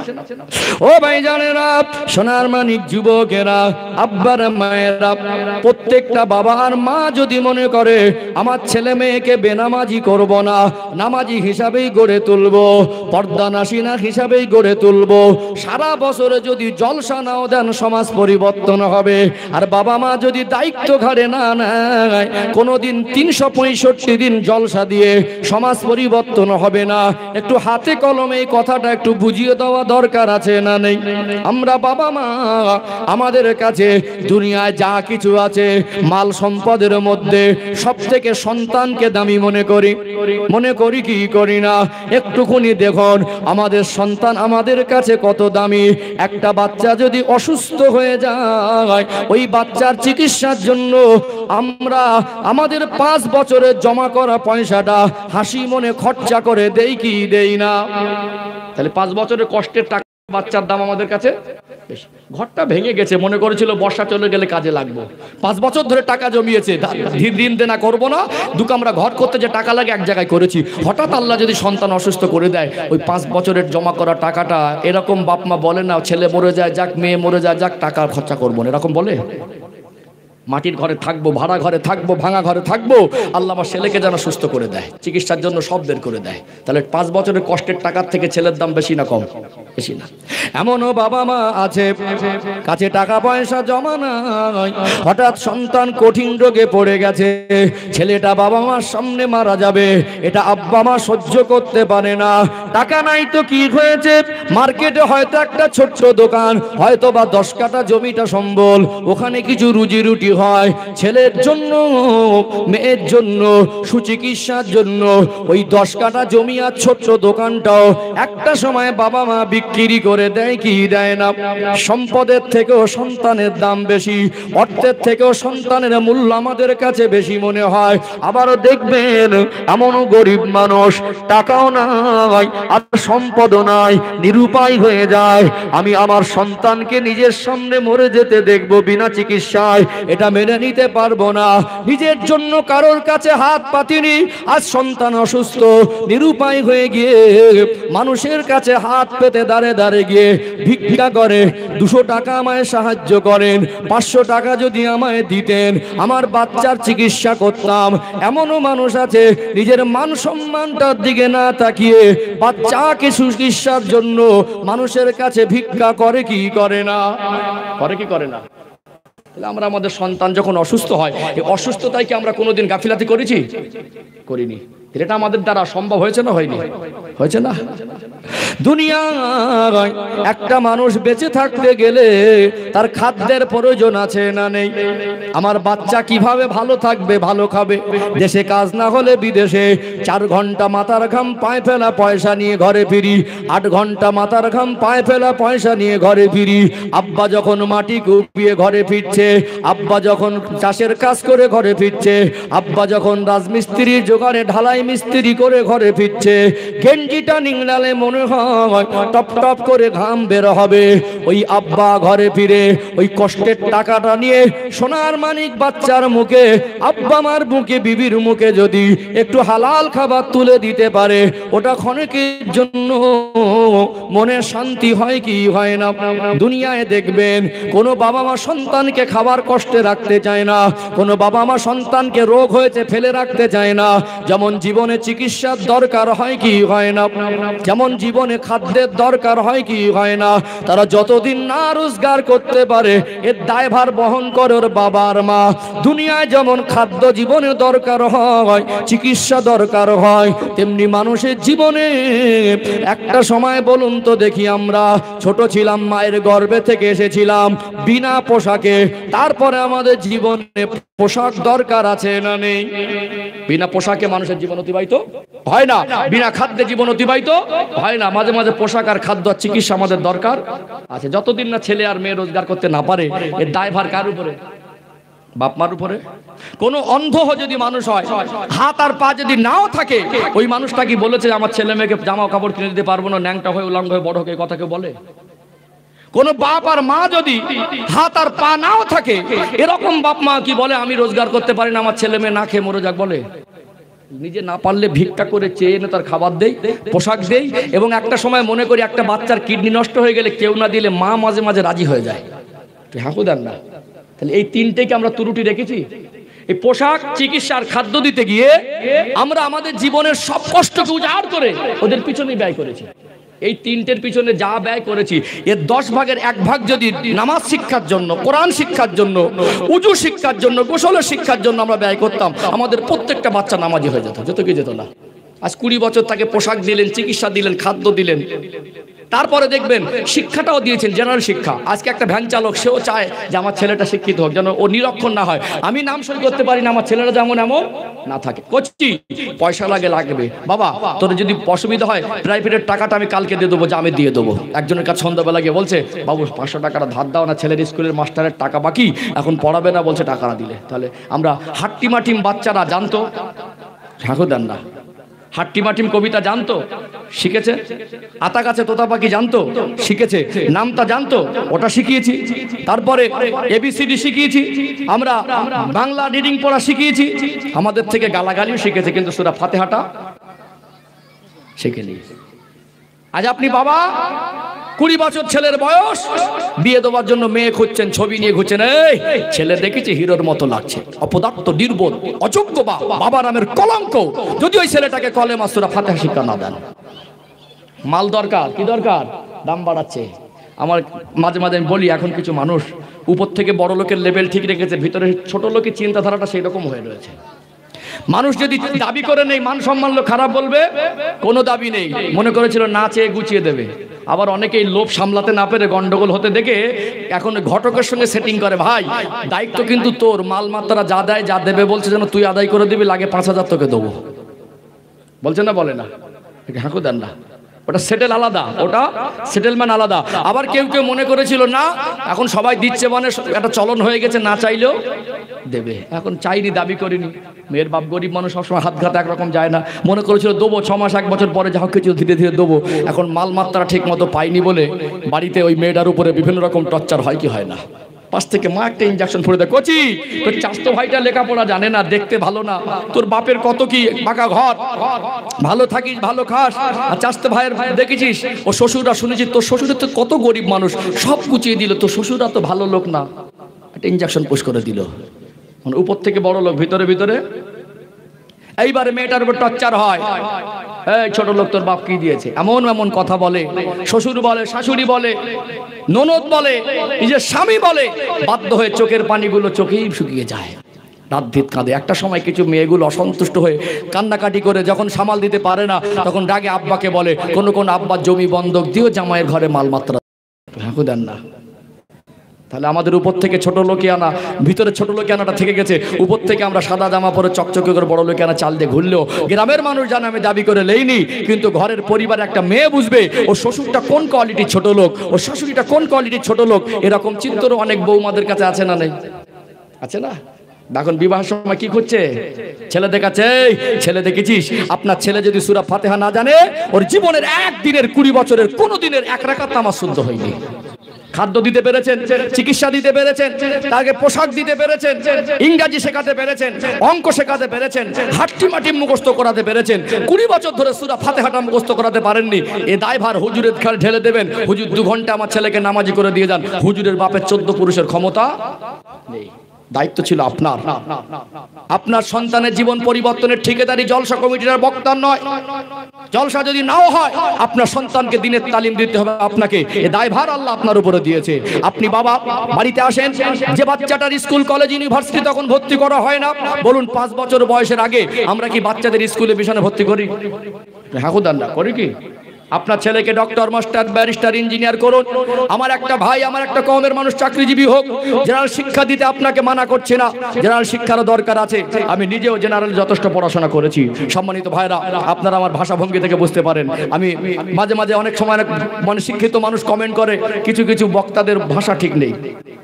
কারণ একটা সময় তাদের আর জেনারেল লাইনে পড়ার সৌভাগ্য হয় না, ছোট থেকে মাদ্রাসায় পড়ে, গুছিয়ে কথা বলতে গেলে অনেকের মুখে জড়তা এখন কাটে না, অনেক শব্দগত মিস্টেক হয়ে যায়, কখনো কখনো আমারও হয়। আমি সেই যোগ্যতা অর্জন করি, তারপরে আমি গুছিয়ে বলার চেষ্টা করি। আমার প্রাথমিক দিকটা জেনারেল মোটামুটি আমি পড়াশোনা করেছি। জেনারেল শিক্ষারও দরকার আছে, আছে না নেই? হোক না আমার একটা ভাই ডাক্তার, হোক না চাকরিজীবী, হোক না মন্ত্রী, হোক না রাষ্ট্রপতি, এটা আমার কাছে গর্বের, এটা আমার কমের লাভ। কিন্তু ওই বাচ্চাটাকে নামাজের শিক্ষা থেকে তালিম বঞ্চিত করা যাবে না, উজুর শিক্ষা থেকে বঞ্চিত করা যাবে না। আপনি 5 বছর আগে তো আপনার বাচ্চাকে মিশন স্কুলে ভর্তি করেননি। যখন 2 বছর বয়স থেকে কথা বলা শিখেছে, তার আগেও অনেক বাচ্চা কথা বলে। এই 3টে বছর কত আদর করে মানুষ করি। 4টে লাইন সূরা ফাতিহা, 7টা ছোট ছোট আয়াত। আমরা যদি কোলে করে নিয়ে আব্বা বলতাম, বাবু আমার সঙ্গে একবার সূরা ফাতিহা পড়ো তো, সন্ধ্যাবেলা মা যদি 10টা মিনিট করে নিয়ে বাচ্চাকে কোলে বসাতো আর সূরা ফাতিহা মুখস্থ করাতো, আজকে সূরা ফাতিহা মুখস্থ হওয়ার কথা ছিল না।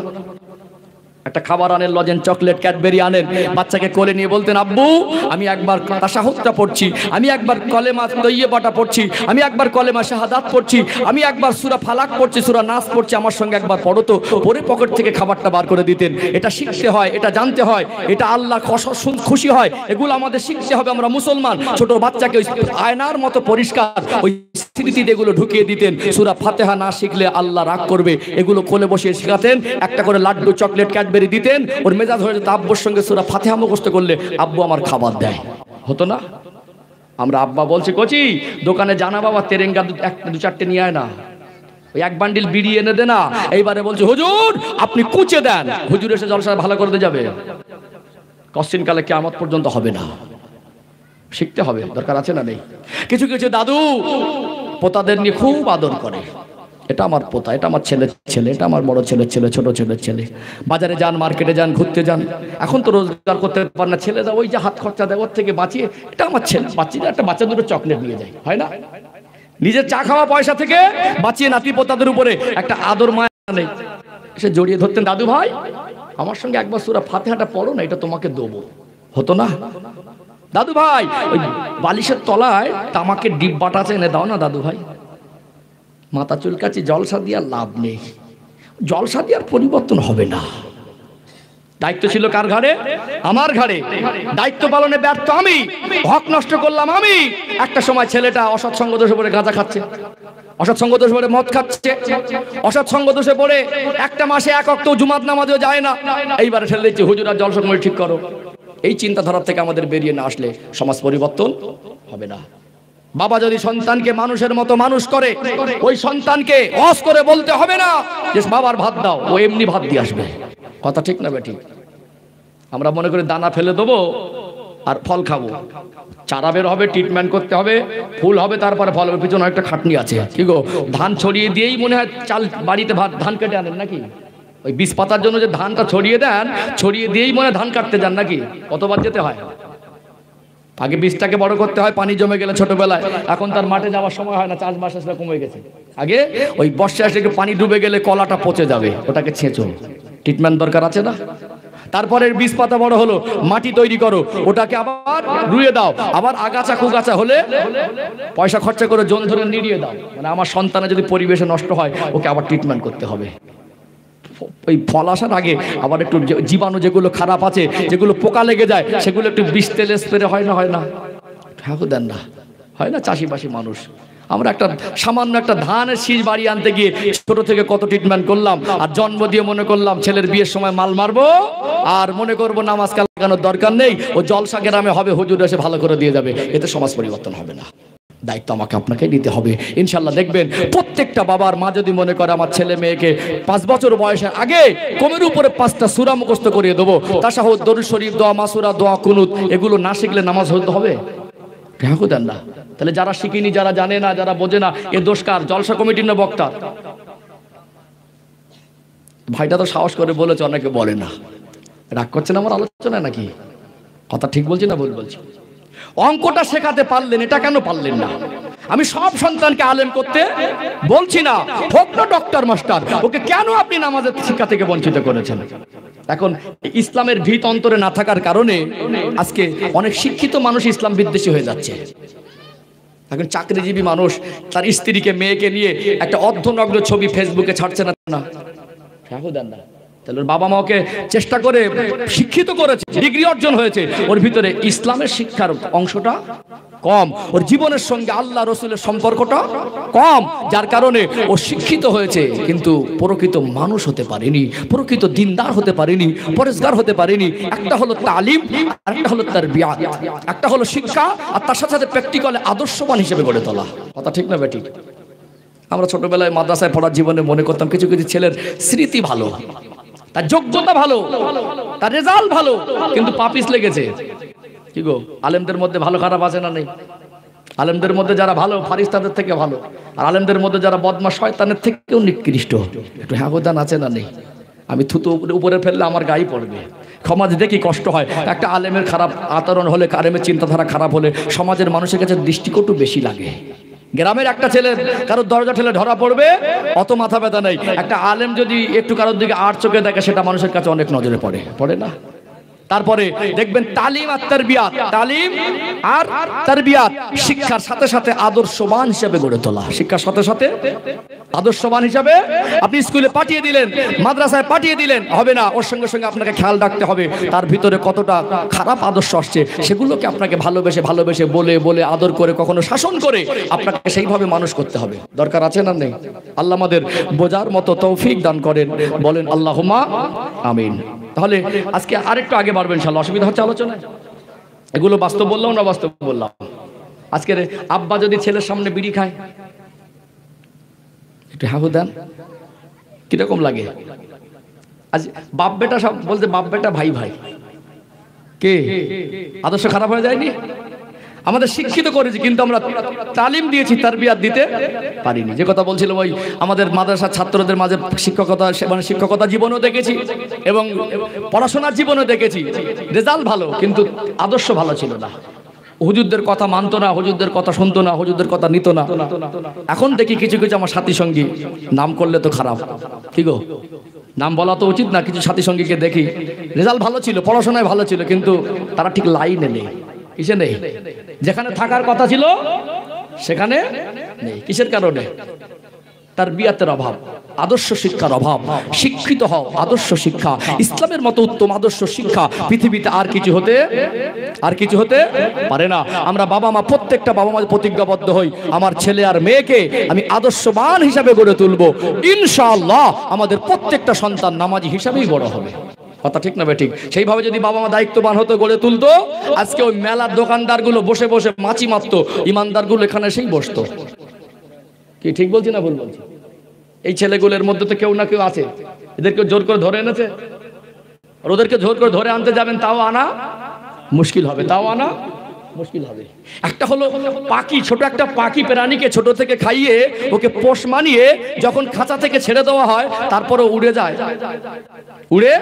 যায় না। কিন্তু বুনো পাখিকে এনে পোষা পাখির থেকে বেশি ভালো মন্দ খাবার দেবেন, ও খাঁচার মধ্যে দেবেন, ওর খাবারটা বড় মনে হবে না। কি মনে হবে? খাবারটা ওর বড় মনে হবে না। যত ওর পছন্দের দামি খাবার দেন, ওর দাঁত মানে বারবার ঠুকরে লোহার খাঁচা থেকে বের হওয়ার জন্য ও ঠোঁট কেটে রক্ত বেরোচ্ছে, তারপরে খাবার খাবো না, বেরোবো। আর একটা পোষা পাখিকে 3 দিন খাবার না দিলেও বাড়ির থেকে উড়ে যেতে চায় না। মালিকের সঙ্গে তার একটা সম্পর্ক, মালিকের আদর্শে সে ছোট থেকে আদর্শিত। তার জীবনের বাইরের জগতের যে পাখির যে বৈশিষ্ট্য জীবন, সেটা ভুলে গিয়ে একটা পরিবেশে মানুষ হয়ে আজকে এদের সঙ্গে সে মিশে গেছে। আর বুনো পাখিকে ধরে ভালো মন্দ খাবার দিলে রাখা, আমাদের সন্তানদের ওরকম চরিত্রটা বুনো পাখির মতো হয়ে গেছে। তারবিয়াত নেই। যদিও শিক্ষিত করেছি কিছু ছেলে মানুষ, আমাদের সমাজের সবাইকে খারাপ বলবো না, অনেক শিক্ষিত জ্ঞানীগুণী মানুষ আছেন, কিছু কিছু শিক্ষিত মানুষ এরা সমাজে ইসলাম বিরোধী কাজ করে গর্ববোধ করছে না, করে না। আজকে চলুন নামাজের কথাটা বলছি, তারবিয়াতের কথা বলছি, আর এক ধাপ আগে বাড়ি, একটু পর্দার কথাটা বলা দরকার আছে না? আছে না? পর্দা কেন হয় না, পর্দা কেন বাস্তবায়ন করতে পারছি না, এই কথাটা বলে ইনশাআল্লাহ সমাপ্তর দিকে আসবো। একবার তাকবীর দেন তো, নারে তাকবীর। আলহামদুলিল্লাহ। আর একটু প্রাণ ভরে আওয়াজ দেন, নারে তাকবীর। সিলসিলায়ে হক মুজাদ্দিদে জামান ফটিক বেড়িয়া মাঝের পাড়া গ্রামবাসী বিন্দু, এ মাহফিলের কমিটির সাহেবানগণ, নারে তাকবীর। ও ভাই জানেরা, সোনার মানিক যুবকেরা, আব্বারা মায়েরা, আজকে বাবা মা এদের উপরে সন্তানদের হক আছে, সন্তানদের উপরে বাবা মার হক আছে। আমার রাসূলুল্লাহ সোনার জবানে বললেন, আলা কুল্লুকুম রাঈন ওয়া কুল্লুকুম মাসউলুন আর রাইয়াতি। তোমরা প্রত্যেকেই এক একজন দায়িত্ববান জিম্মাদার, তোমাদের দায়িত্ব কর্তব্য কতটুকু পালন করেছো আল্লাহর দরবারে হিসাব দিতে হবে। ও ভাইরা বাবাজিরা, আমরা সঠিক দায়িত্ব পালন করলে আমাদের প্রত্যেকের সন্তানগুলো পর্দানাশীন হতো, প্রত্যেকের সন্তানগুলো আদর্শবান হতো, এতে সন্দেহের অবকাশ নেই। এইটা বোঝাতে গিয়ে কোরআন শরীফ থেকে একটা আয়াত তুলে ধরে এর ব্যাখ্যা বিশ্লেষণের মাধ্যম থেকে আমাদের জীবনের ভুল শোধরানোটা সহজ হবে কি হবে না? কোরআন শরীফ খুলবেন, 29 নম্বর পারার শুরুতে একটি সূরা আছে, ওই সূরাটার নাম হলো সূরা আল মুলক। এই সূরা মুলক খুব বেশি বেশি তেলাওয়াত করতে 5 থেকে 6 মিনিটের বেশি সময় লাগবে না।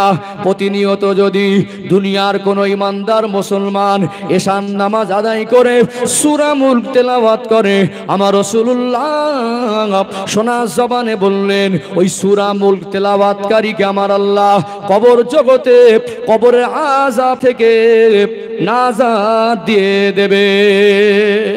আরো জোরে বলুন। কবরের আযাব থেকে বাঁচার জন্য যদি কেউ প্রতিনিয়ত এশার নামাজ পড়ে সূরা মুলক তেলাওয়াত করে, আল্লাহ পাক তাকে কবরের আযাব আর দেবেন না। ও ভাইরা বাবাজিরা, এই সূরা মুলকের 2 নম্বর আয়াত আল্লাহ পাক বলছেন, আল্লাযী খলাকাল মাউতা ওয়াল হায়াতা লিয়াবলুয়াকুম আইয়ুকুম আহসানু আমালা। আমি আল্লাহ বান্দা বান্দির হায়াত আর মউতের মাঝে একটা সময় দিয়েছি, আমি আল্লাহ দেখতে চাই লিয়াবলুয়াকুম আইয়ুকুম আহসানু আমালা, তারা কতটুকু নেক কাজ করে আসতে পারে। অতএব আল্লাহ পাক আমাদের কি দুনিয়ায় পাঠিয়েছেন ভালো কাজ করার জন্য, কথা ঠিক না বেঠিক? ঠিক আমাকে ভালো হতে হবে, আমার বাচ্চাদেরকে ভালো কাজ অভ্যস্ত করতে হবে। প্রকৃত ভালোটা কি একটু জানা দরকার আছে না নেই? কোন ভালো কাজ? আজকে আমরা আমাদের মতো করে যেটা ভালো না ওটা ভালো বলছি, আর যেটা ভালো ওটা ভালো বলে মেনে নিতে পারছি না। আল্লাহর কাছে যেটা ভালো, কোরআন শরীফের আদেশ আছে, নিষেধ আছে, আমার আল্লাহ এবং রসুল যেটা আদেশ করেছেন এর থেকে ভালো কাজ কিছু নেই। আমার রসুল আর আল্লাহ যেটা নিষেধ করেছেন এর থেকে খারাপ কাজ কিছু নেই। আল্লাহর কথায় শরীয়তের বিধানে যেটা ওটা ভালো, আল্লাহ এবং রসুলের নিষেধে যেটা খারাপ ওটা খারাপ। এর বাইরে আমরা যা ভালো মনে করব ওটা ভালো বলে গণ্য হবে না। আজকে আমাদের কত নেগেটিভ চিন্তাধারা মাথায়, আমরা কেমন মন মর্জি চলছি, একটু হাতে কলমে বুঝিয়ে দেই।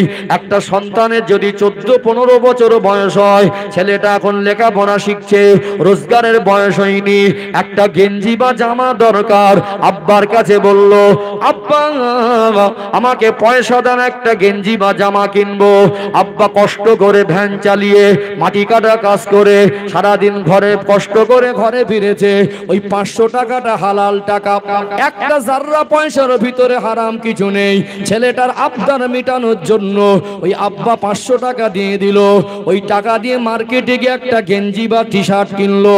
ওটা কাপড়ের কোয়ালিটি যত ভালো হোক, ওটা আব্বার টাকাটা যত পার্সেন্টে হালাল হোক, পুরো যদি হালাল টাকা হয়, কাপড়টা যদি দামি হয়, ওই কাপড়ে যদি দুনিয়ার কোনো খেলো বা প্লেয়ারের ছবি থাকে, ওই কাপড়ে যদি দুনিয়ার কোনো জীবজন্তুরের ছবি থাকে, ওটা আমার আপনার কাছে যত ভালো মনে হোক, কবরের হাসরে আল্লাহ এবং রসুলের কাছে কি ভালো বলে গণ্য হবে?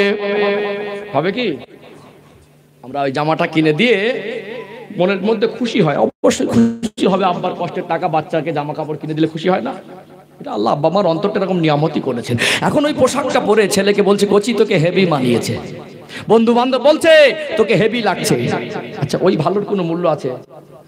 আমার ছোটবেলা থেকে যেটা শরিয়াতের খেলাফ পোশাক যদি আমরা না পরাতাম, আমাদের বাচ্চারা বাজে পোশাক পরে অভ্যস্ত হতো না। একটু হাঁকু দেন না। টাকাটা হালাল, কিন্তু আমাদের তারবিয়াতের ঘাটতির কারণে আমাদের ছেলেগুলো হারাম পোশাক পরছে। আজকে কিছু কিছু পরিবারে দেখবেন সাবালক ছেলে, 18-20 বছরের ছেলে হাফ প্যান্ট পরে ঘুরছে। কি প্যান্ট? কথা মনে বুঝতে পারেননি? একটা পুরুষ মানুষ যখন সাবালক হয়, ওই সন্তানটার উপরে পর্দা ফরজ হয়ে যায়। আমরা শুধু মনে করি মহিলাদেরই শুধু পর্দা, পুরুষের পর্দা নেই। পুরুষের সতর হলো নাভির নিচে কাপড় নামানো যাবে না, আর হাঁটুর উপরে কাপড় তোলা যাবে না। একটা মহিলা উলঙ্গ হয়ে ঘুরলে যে পরিমাণ গোনা হবে, একটা পুরুষ মানুষ সাবালক ছেলে তার হাঁটুর উপরে আর নাভির নিচে কাপড় তুললে সম পরিমাণ গোনা হবে। কিছু কিছু বাবাজি কাঁচা মারার কাজটা আলাদা, চাষের কাজ করেন, জাল টানা কাজ করেন, পানিতে নামতে হয়, আল্লাহ হুকুম ফরজে আইন, সতর ঢাকা। এর জন্য কেমন একটা পোশাক, পানি নিচের পাটটায় যখন কাজ করবেন ওই পোশাকটা নাভির উপরে পরবেন, হাঁটুর নিচের যেন জিনিসটা পানিতে যেন ঢেলাঢেলি হলে পায়জামা টাইপের যেন উঠে না আসে, ওখানে প্রয়োজনে গাডার লাগিয়ে নেন। আল্লাহর হুকুমটা সাজাধার্য মানতেই হবে। কথা ঠিক না বেঠিক? আমরা কাঁচা মেরে কাজ করি, আমরা লুঙ্গিটা উল্টো করে বেঁধে কাজ করি। আমাদের ছেলেগুলো এরকম বেয়াদব হয়ে গেছে। বাপ মার সামনে একটা কাপড়ের একটা হাফ প্যান্ট পরেছে, ওই হাফ প্যান্টটার নামে প্যান্ট পরে আছে। উলঙ্গ আর প্যান্ট পরার মধ্যে খুব একটা পার্থক্য বোঝা যায় না। হায়া লজ্জা বলে কিছু নেই। আল হায়াউ শুবাতুম মিনাল ঈমান, হায়া লজ্জা হলো ঈমানের একটা অঙ্গ। কথা ঠিক বললাম না ভুল বললাম? আজকে হায়া লজ্জা আমাদের পরিবার থেকে উঠে গেছে। মার সামনে 18 বছর একটা ছেলে হাফ প্যান্ট পরে আছে, ও প্যান্ট পরা না প্যান্ট পরার মতো একই রকম অবস্থা প্রায়। ঠিক বলছি না ভুল বলছি? আর আমাদের ছেলেগুলো এখন প্যান্ট পরছে পিছন থেকে খুলে গেল হ্যাঁ, খুলে গেল অবস্থা, একেবারে নাভি থেকে। লজ্জা বলে জিনিসটা থাকলে তো এরকম হবে। তারবিয়াত নেই, টাকা কিনছে, রোজগার করছে হালাল টাকা দিয়ে, কিন্তু এতটা নিচে নেমে গেছে অবস্থা চোখ দিয়ে দেখার মতো না। কি রাগ করছেন নাকি? কথা বাস্তব না বাস্তব? তাহলে আমরা অনেকের জন্য আমরা স্কুলে তার রেজাল্ট ভালো হলে ডিম সেদ্ধ খাওয়াচ্ছি, পড়াশোনা যাতে ভালো হয় একটা মাস্টার জায়গা আর একটা মাস্টার ঠিক করে দিচ্ছি। তারা হয়তো জেনারেল শিক্ষা শিক্ষিত হচ্ছে, সাথে সাথে ইসলামের শিক্ষা দরকার আছে না নেই? দেন দুনিয়ার শিক্ষাটা বেঁচে থাকতে গেলে দরকার যদি হয়, জাহান্নাম থেকে বাঁচার জন্য ইসলামের শিক্ষাটা দরকার আছে। মনে করুন আজকে আমি শিক্ষার বিরুদ্ধে নয়, ইসলাম শিক্ষার বিরুদ্ধে নয়, আমি বলছি আপনার সন্তানকে শিক্ষিত করুন। মনে করুন একটা ছেলের পৃথিবীর সব থেকে যে দেশের দামি ভালো লেখাপড়া শিক্ষার মান, সেই দেশ থেকে পিএইচডি করে বাড়ি ফিরেছে। এখন সে নামাজ পড়ে না, রোজা রাখে না, সে হজ করে না, কুরবানি দেয় না, তার যা হুকুম কোনোটাই মানে না, সে নিজের মতো করে চলে। ওই সার্টিফিকেটটা দিয়ে কবরে তার শিক্ষার গুরুত্ব আছে। শিক্ষিত মানুষ সম্মান করি, কিন্তু যতই শিক্ষিত হও না কেন কোরআনের শিক্ষা দরকার, যতই শিক্ষিত হও না কেন আল্লাহর কথাগুলো মানা দরকার, যতই শিক্ষিত হও না কেন রাসূলুল্লাহর আদর্শ তোমার ভিতরে দরকার। এখন আবার ছেঁড়া প্যান্ট, হাঁটুর উপরে যদি কোনো ছেঁড়া জায়গা দেখা যায়, একটা মহিলার পিঠ দেখা যায় গোনা, হাঁটুর উপরে কোনো অংশ প্যানের ভিতর থেকে 1 ইঞ্চি দেখা গেলে ওই পরিমাণই গোনা হবে। রাগ করছেন নাকি? এগুলো হুজুর এসে ভালো করে দিয়ে যাবে, হুজুর এসে ভালো করে দিয়ে যাবে নাকি? বাবা মার দায়িত্ব আছে। বাবা মার ছোট থেকে তালিম তারবিয়াত ঠিক রাখতো, তাহলে আমাদের সন্তানগুলো এইরকম বেহায়াপনার পোশাক পরতো না। কথা ঠিক না ভুল? আমি আমার হালাল টাকা দিয়ে ছোট থেকে যেটা কিনে দেবো সেইভাবে পরেও অভ্যস্ত হবে। যেমন আমি ছোট থেকে অভ্যস্ত, আমাকে এখন যদি কেউ 5 লক্ষ টাকা দেবো, একদিন আমি জিন্স প্যান্ট পরে একটা শার্ট পরে ঘোরেন, আমার দ্বারা সম্ভব হবে? কেন? আমার আদর্শ আমার রাসূলের আদর্শ। এই আদর্শ থেকে পৃথিবীর কোটি টাকার মূল্য বেশি হয় না। রাসূলের আদর্শ টাকার বিনিময়ে বিবেচনা করা যায় না। রাসূলুল্লাহর আদর্শ টাকার বিনিময়ে এরকে বিক্রি করাও যায় না। কথা কি বুঝতে পারছেন? তাহলে ভিত তৈরি হয়েছে। আমি আমার ছেলেকে যেভাবে মানুষ করবো সেভাবে মানুষ হবে, যে পোশাকে মানুষ করবো সেই পোশাকে মানুষ হবে। ছোট থেকে যেভাবে অভ্যস্ত করেছি, এগুলো আমাদের খেয়াল রাখা দরকার আছে না? আছে না? ও ভাইজানেরা, সোনার মানিক যুবকেরা, আব্বার মায়েরা, একটা বাবা আর মা যদি মনে করে আল্লাহ আমাকে মেয়ে সন্তান দিয়েছেন, আমি হালাল টাকা রোজগার করে আমার মেয়েকে এমন পোশাক কিনে দেব না যে পোশাকে পর্দার হক আদায় হয় না। আল্লাহ কোরআনুল কারীমে বললেন, অকরনা ফি বুয়ুতিকুন্না ওয়ালা তাবাররাজনা তাবাররুজাল জাহিলিয়াতিল উলা। ও দুনিয়ার মেয়েরা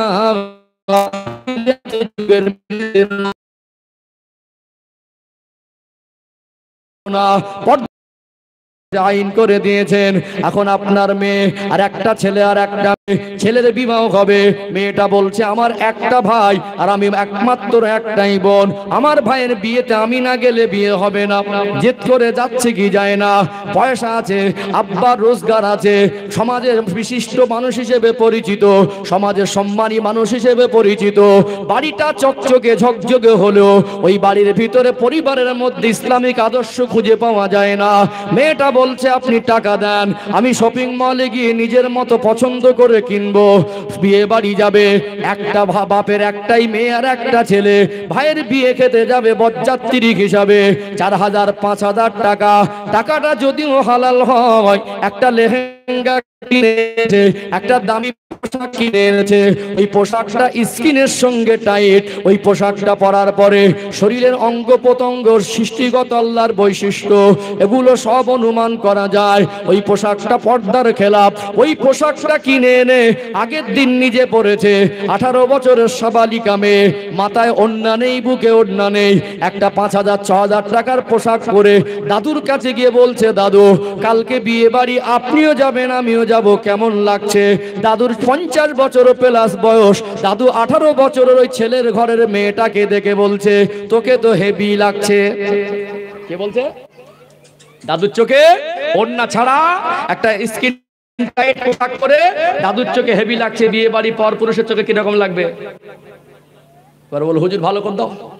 হুজুর আসলে বলবো হুজুর অস করে ভালো করে দাও। দাদুর দায়িত্ব ছিল না? এই তুমি আমার বাড়ির সন্তান, আমরা মুসলমান, মরতে হবে, আল্লাহর হুকুম আছে, হালাল টাকা আমি দেবো, তুমি হারাম জিনিস কিনে আনবোটা আমার দ্বারা হবে না। মেয়েকে ছোট থেকে যদি মানুষ করতাম, মেয়েটাকে একটা সময় কেউ যদি বলতো তুই আজকে প্যান্ট শার্ট পরে বাইরে চল, তোকে 5 লাখ টাকা দেবো, ওই মেয়েটা টাকার মুখে থুতু ফেলে দিয়ে বলতো আমি নবীর আদর্শ ছাড়বো না, ইসলামের আদর্শ বলবো না। কথা ঠিক না ঠিক? কিন্তু আমরা আফসোস পরিতাপের কি জানেন, আমরা এখন আল্লাহর বিধানকে যদি 5টা দোকান মার্কেটে থাকে, ছেলের নামে 50 বিঘে জমি থাকে, বাপের একটা সন্তান হয়, বাপের নামে 20-30 বিঘে জমি থাকে, ছেলের যদি ঘর বাড়িটা ভালো হয়, মেয়ের বাপ সাহস করে জিজ্ঞাসা করে না যে ছেলেটা কলেমা পড়তে জানে কিনা, নামাজ পড়ে কিনা। টাকা দেখেছে, ফ্ল্যাট দেখেছে, ঘর দেখেছে, লাল পানি নীল পানি খেলেও চলবে। মেয়েটাকে 18 বছর মানুষ করলো, পর্দার কোনো শিক্ষা তাকে দেওয়া হয়নি। যতবার বাবা মার সঙ্গে বাইরে গেছে, প্রকৃত পর্দার পোশাক পরে বাইরে যায়নি। বিবাহের সময় পাত্র নির্বাচন হচ্ছে, সেটাও আপডেট মডার্ন। আনুষ্ঠানিকভাবে বিবাহের দিনে চিত্র দেখবেন, কিছু কিছু আমাদের ঘরের মেয়েরা আছে মোটামুটি আদবে থাকে, নাইটি পরে থাকে, চুড়িদার পরে থাকে, ওড়না নিয়ে থাকে, বাপ মা চাস্তো ভাই প্রতিবেশী তাদের এতটা বেয়াদবে দেখে না। কিন্তু বিয়ের দিন দুই পক্ষের সমর্থনে আনুষ্ঠানিকতার সঙ্গে একটা মেয়েকে অর্ধনগ্ন করা হয়। সেদিন কাপড় পরিয়ে দিল, সেদিন একটা পোশাক পরিয়ে দিল, কাপড় পরার পরে পেট পিট তো খুলে গেল, মাথা একটা ওড়না দিল নেটের থেকে পাতলা, লোক ভাড়া করে পয়সার বিনিময়ে সাজিয়ে দিল। এখন যে মেয়েটা এতদিন পেট পিট চাচাতো ভাই, গ্রামবাসী, মামাতো ভাই কেউ দেখিনি, বিয়ের দিন তাকে মানে পাইকুড়ি দেখানো হয়। হ্যাঁ হুদার না, তাহলে এতদিন বাবা পর্দায় মানুষ করিনি, বিয়ের দিন পর্দার খেলাফ হলো, উভয় পক্ষের সমর্থনে আরো পর্দাটা খুলে দেওয়া হলো, সেদিন কেউ প্রতিবাদ করিনি। এইবারে ছেলেটা স্ত্রীটা সুন্দরী পেয়েছে, বাপের বাড়ির থেকে শ্বশুর বাড়ি নিয়ে গেল, ছেলেটার সঙ্গে 4 বছর স্বামী স্ত্রী সংসার করছে। ওই ছেলেটা কোনোদিন তার স্ত্রীকে পর্দায় বাইরে বের করার প্রয়োজন মনে করিনি। উপরন্তর বউ সুন্দরী বলে শ্বশুর বাড়ির মোটর সাইকেলে চাপিয়ে ওর আরো অর্ধনগ্ন করে খুঁজতে ভালো লাগে। স্ত্রীর ছবি একেবারে 24 ঘন্টা পার হয় না ফেসবুকে বউ ছবি আপলোড করে দিচ্ছে। এই যুবকগুলো ঠিক বলছি না ভুল বলছি? যুবকগুলো কথা বলে না। বিবাহের 24 ঘন্টা পার ঘরে আগে কথা ঠিক বলছি। 4 বছর 5 বছর স্বামী একদিন তার পর্দার কথা বলিনি, 18 বছর বাবা তাকে পর্দার পোশাক পরিয়ে মানুষ করিনি। বিবাহের দিনে অর্ধনগ্ন করা হলো, দুই পরিবারের কোনো কোনো প্রতিবাদ ছিল না। এইবারে হুজুর এসে অস করে 2 ঘন্টাকে ভালো করে দিয়ে যেতে পারবে? একটা প্রবাদ বাক্য আছে, অতরা গুড় আতছেন না। কি বাবাজি? একটা প্রবাদ বাক্য আছে, মাঝে মাঝে বলতো অতরা গুড় আতছেন না, বললেই হয়ে গেল নাকি? দায়িত্ব নেই? নবী বলেছেন আলা কুল্লুকুম রাঈন ওয়া কুল্লুকুম মাসউলুন আর রাইয়াতি, তোমরা প্রত্যেকে এক একজন দায়িত্ববান। আল্লাহ তোমাদের দায়িত্ববান করেছে। তুমি আব্বা, তুমি বড় ভাই, তুমি শ্বশুর, তুমি গার্জিয়ান, তোমার দায়িত্ব আছে। মুরব্বী মানুষ বলবে কি করে? সে নিজেই নামাজে যায় না, বৌমাকে বলবে নামাজ পড়ো, ছেলেকে মেয়েকে বলবে নামাজ পড়ো, আব্বা নিজে পড়ে না আমার বলছে। স্বামী স্ত্রীকে বলবে নামাজ পড়ো, স্বামী কবে নামাজ পড়েছিল মনে নেই, ও নামাজ পড়লে স্বামীর কথা আসরাত হবে। কথা মনে বুঝতে পারছেন না? যারা মনে করে না আমার স্ত্রী নামাজ পড়ে না, এখানে বসে সবক নিয়ে উঠে যান। কাল থেকে আপনি 5 ওয়াক্ত নামাজ পড়ুন, আর আপনার স্ত্রীকে বলবেন আমি নামাজ পড়ছি, আজ থেকে আমি হালাল রুজি উপার্জন করে এনে দিচ্ছি, আমি হারাম টাকা দিয়ে বিরিয়ানি খাবো না, হালাল টাকা দিয়ে ডাল ভাত খেয়ে সন্তুষ্ট হব, কিন্তু তুমি যদি নামাজ না পড়ো তোমার হাতের রান্না আমি খাবো না। বলে দেখো দিনই দেখি, ভালোবাসা দিয়ে বলো একদিন একবেলা না খাও, দুবেলা না খাও, একদিন শুকিয়ে দেখো তোমার স্ত্রীরও মনটা নরম হবে। ঠিক হবে না? হবে না? আমি নামাজ পড়বো, ভালোবেসে হাতটা ধরবেন, চলো আমার সঙ্গে তোমাকে নামাজ পড়তে হবে। ওযু করতে যাবে না? একটু হ্যাঁ দেন না, যাবেন ওযু করতে? কোথায় আসর, কোথায় মাগরিব, কোথায় ফজর, কোথায় এক সপ্তাহ জুমার দিন ঠিক নেই, হুজুর ভালো করে দিয়ে যাবে। আপনি স্বামী, আপনার দায়িত্ব আছে। আপনি বাবার মা, আপনার দায়িত্ব আছে। আপনি দাদু, আপনার দায়িত্ব আছে। পরিবারের সবাই যদি গার্জেনরা দায়িত্ববান হই, জলসা যদি নাও দেন তাও সমাজ পরিবর্তন হবে। আর দায়িত্বহীন হয়ে যদি পড়ি, জলসা দিয়েও শুধু সমাজ পরিবর্তন হবে। এখানে জলসারও দরকার আছে, আছে না নেই? জলসারও দরকার আছে, কারণ এখানে যেমন দিনের কোরআনের বাণী দিয়ে মানুষকে উৎসাহিত করা হয়, মানুষকে ভালোবেসে তাদেরকে দিন শরিয়াতের আইন কানুন বোঝানো হয়, ঠিক তেমনি আমাদের আত্মীয় মায়ের মুরব্বীদের জন্য দোয়া হয়। কি হয়? দোয়া হয় না? দোয়া দরকার আছে না নেই? একদিন আজকে মনে করুন যারা বলে জলসা দিয়ে কি লাভ, ওই মানুষটাকে বলে দেবেন আপনার লাভ চোখে না ধরতে পারে, আমাদের নজরে আমরা লাভ পাই তাই দেই। আচ্ছা বলুন, আজকে আপনারা যারা এসেছেন, আমাদের অনেকের কেউ আব্বা হারা, কেউ মা হারা, কেউ দাদু দাদিকে হারিয়েছে। অনেক সময় যখন মসজিদে দান ওঠায়, মাদ্রাসায় দান ওঠায়, ইসলামের স্বার্থে কোনো অর্থের প্রয়োজন হয়, এই মাহফিলে যখন দিনের কাজে আমরা টাকা ব্যয় করি, আমরা কালেকশনের সময় বলি এটা আমার আব্বার মাগফিরাতের জন্য, বলি না? এটা আমার মায়ের জন্য, এটা আমার দাদুর জন্য। দাদুর নামে কেউ দান করেছে? আমি আমার জীবনে পাইনি। এখন দাদুর জন্য দিয়েছে, বাপের জন্য দিয়েছে, দাদুর বাপের নামে দিয়েছে, এরকম দেখেছেন? তার বাপের নামে তো দূরের কথা, আবার আরেকটা পাবে। অনেকে দাদুর নাম পর্যন্ত জানে, দাদুর বাপের নাম আর জানে না, তার বাপের নাম আর জানে। একটা সময় তাদের নাম করে দান করা মানুষ ছিল, তাদের নাম করে মানুষ দোয়া চাওয়া মানুষ ছিল। একটা সময় দেখবেন আজকে তাদের নাম করা মানুষ আর নেই। আজ আপনি আপনার বাপের জন্য দোয়া করছেন, আপনার ছেলেটা দাদুর জন্য দোয়া করবে, তারপরে ওর ছেলেরা আর আমাকে আর আপনাকে মনে রাখবে বলে মনে হয়? সেদিন মজলিস যদি থাকে, সেদিন যদি এই মাহফিল থাকে, কোরআনের মজলিস থাকে, দুনিয়ার উপরের মাটির উপরের মানুষ উপকৃত না হলেও মাটির নিচের মানুষ উপকৃত হবে ইনশাআল্লাহ। আজকে দোয়াটাকে শুধু এই যত মানুষ এদের জন্য হবে না, গ্রামবাসী, আত্মীয় স্বজন, মাই মুরুবি যারা চলে সকলের জন্য হবে। এই জন্য জলসা দিনের কাজে বাধা দিতে নেই। পারবো না আলাদা জিনিস, কিন্তু মানে কিছু দিতে পারলাম না এটা আলাদা কথা, কিন্তু বিরোধী হওয়া যাবে না। আলোচনা বুঝতে পারছেন? মোটামুটি বুঝতে পেরেছেন তো? তাহলে সমাজ পরিবর্তন হয় না কেন? এর মূল দায়ী হলো বাবা মা, গার্জেনরা। এই পর্যন্ত আমি আজকে সমাপ্ত করছি। ভাষায়, ভঙ্গিতে, কথায়, শব্দ চয়নে কষ্ট পেলে ক্ষমা নজরে দেখবেন। আমার বন্ধুবার আল্লাহ হযরত মাওলানা আবুল কালাম আজাদ সাহেব, আমি বাইরে যাই, ভাইও বাইরে যায়, আমরা তো বাংলাদেশ থেকে ফিরছেন, আমিও গত বছর বাংলাদেশে গিয়েছিলাম। তারপরে গত বছর একটা মাহফিল ত্রিপুরা একসঙ্গে গেলাম, একই বিমানে। আলহামদুলিল্লাহ, ভাইয়ের সঙ্গে একটা ভালোবাসা বন্ধুত্ব আছে, আজ অনেকদিন পর দেখা। আমি আমার বক্তব্য জগতে জীবনে আলেমকে, বক্তাকে বসে রেখে বক্তব্য করি না। যতটুকু বলেছি ভাষায়, ভঙ্গিতে, কথা, শব্দ চয়নে যদি কোরআন হাদিসের থেকে কথা বলেন, আমার ভাষায়, ভঙ্গিতে, কথা, শব্দ চয়নে কষ্ট পেলে ক্ষমা নজরে দেখবেন। প্রাণ ভরে কমিটি ভাইদের জন্য দোয়া করি, গ্রামবাসীর জন্য দোয়া করি। আল্লাহ আমাদের দুনিয়া আখিরাতের কল্যাণ দান করেন, বলেন আল্লাহুম্মা আমিন। ওমা আলাইনা ইল্লাল বালাগ। আসসালামু আলাইকুম ওয়া রাহমাতুল্লাহি ওয়া বারাকাতুহু। মুহাব্বতে দরুদ শরীফ আল্লাহুম্মা। ভালো আছেন?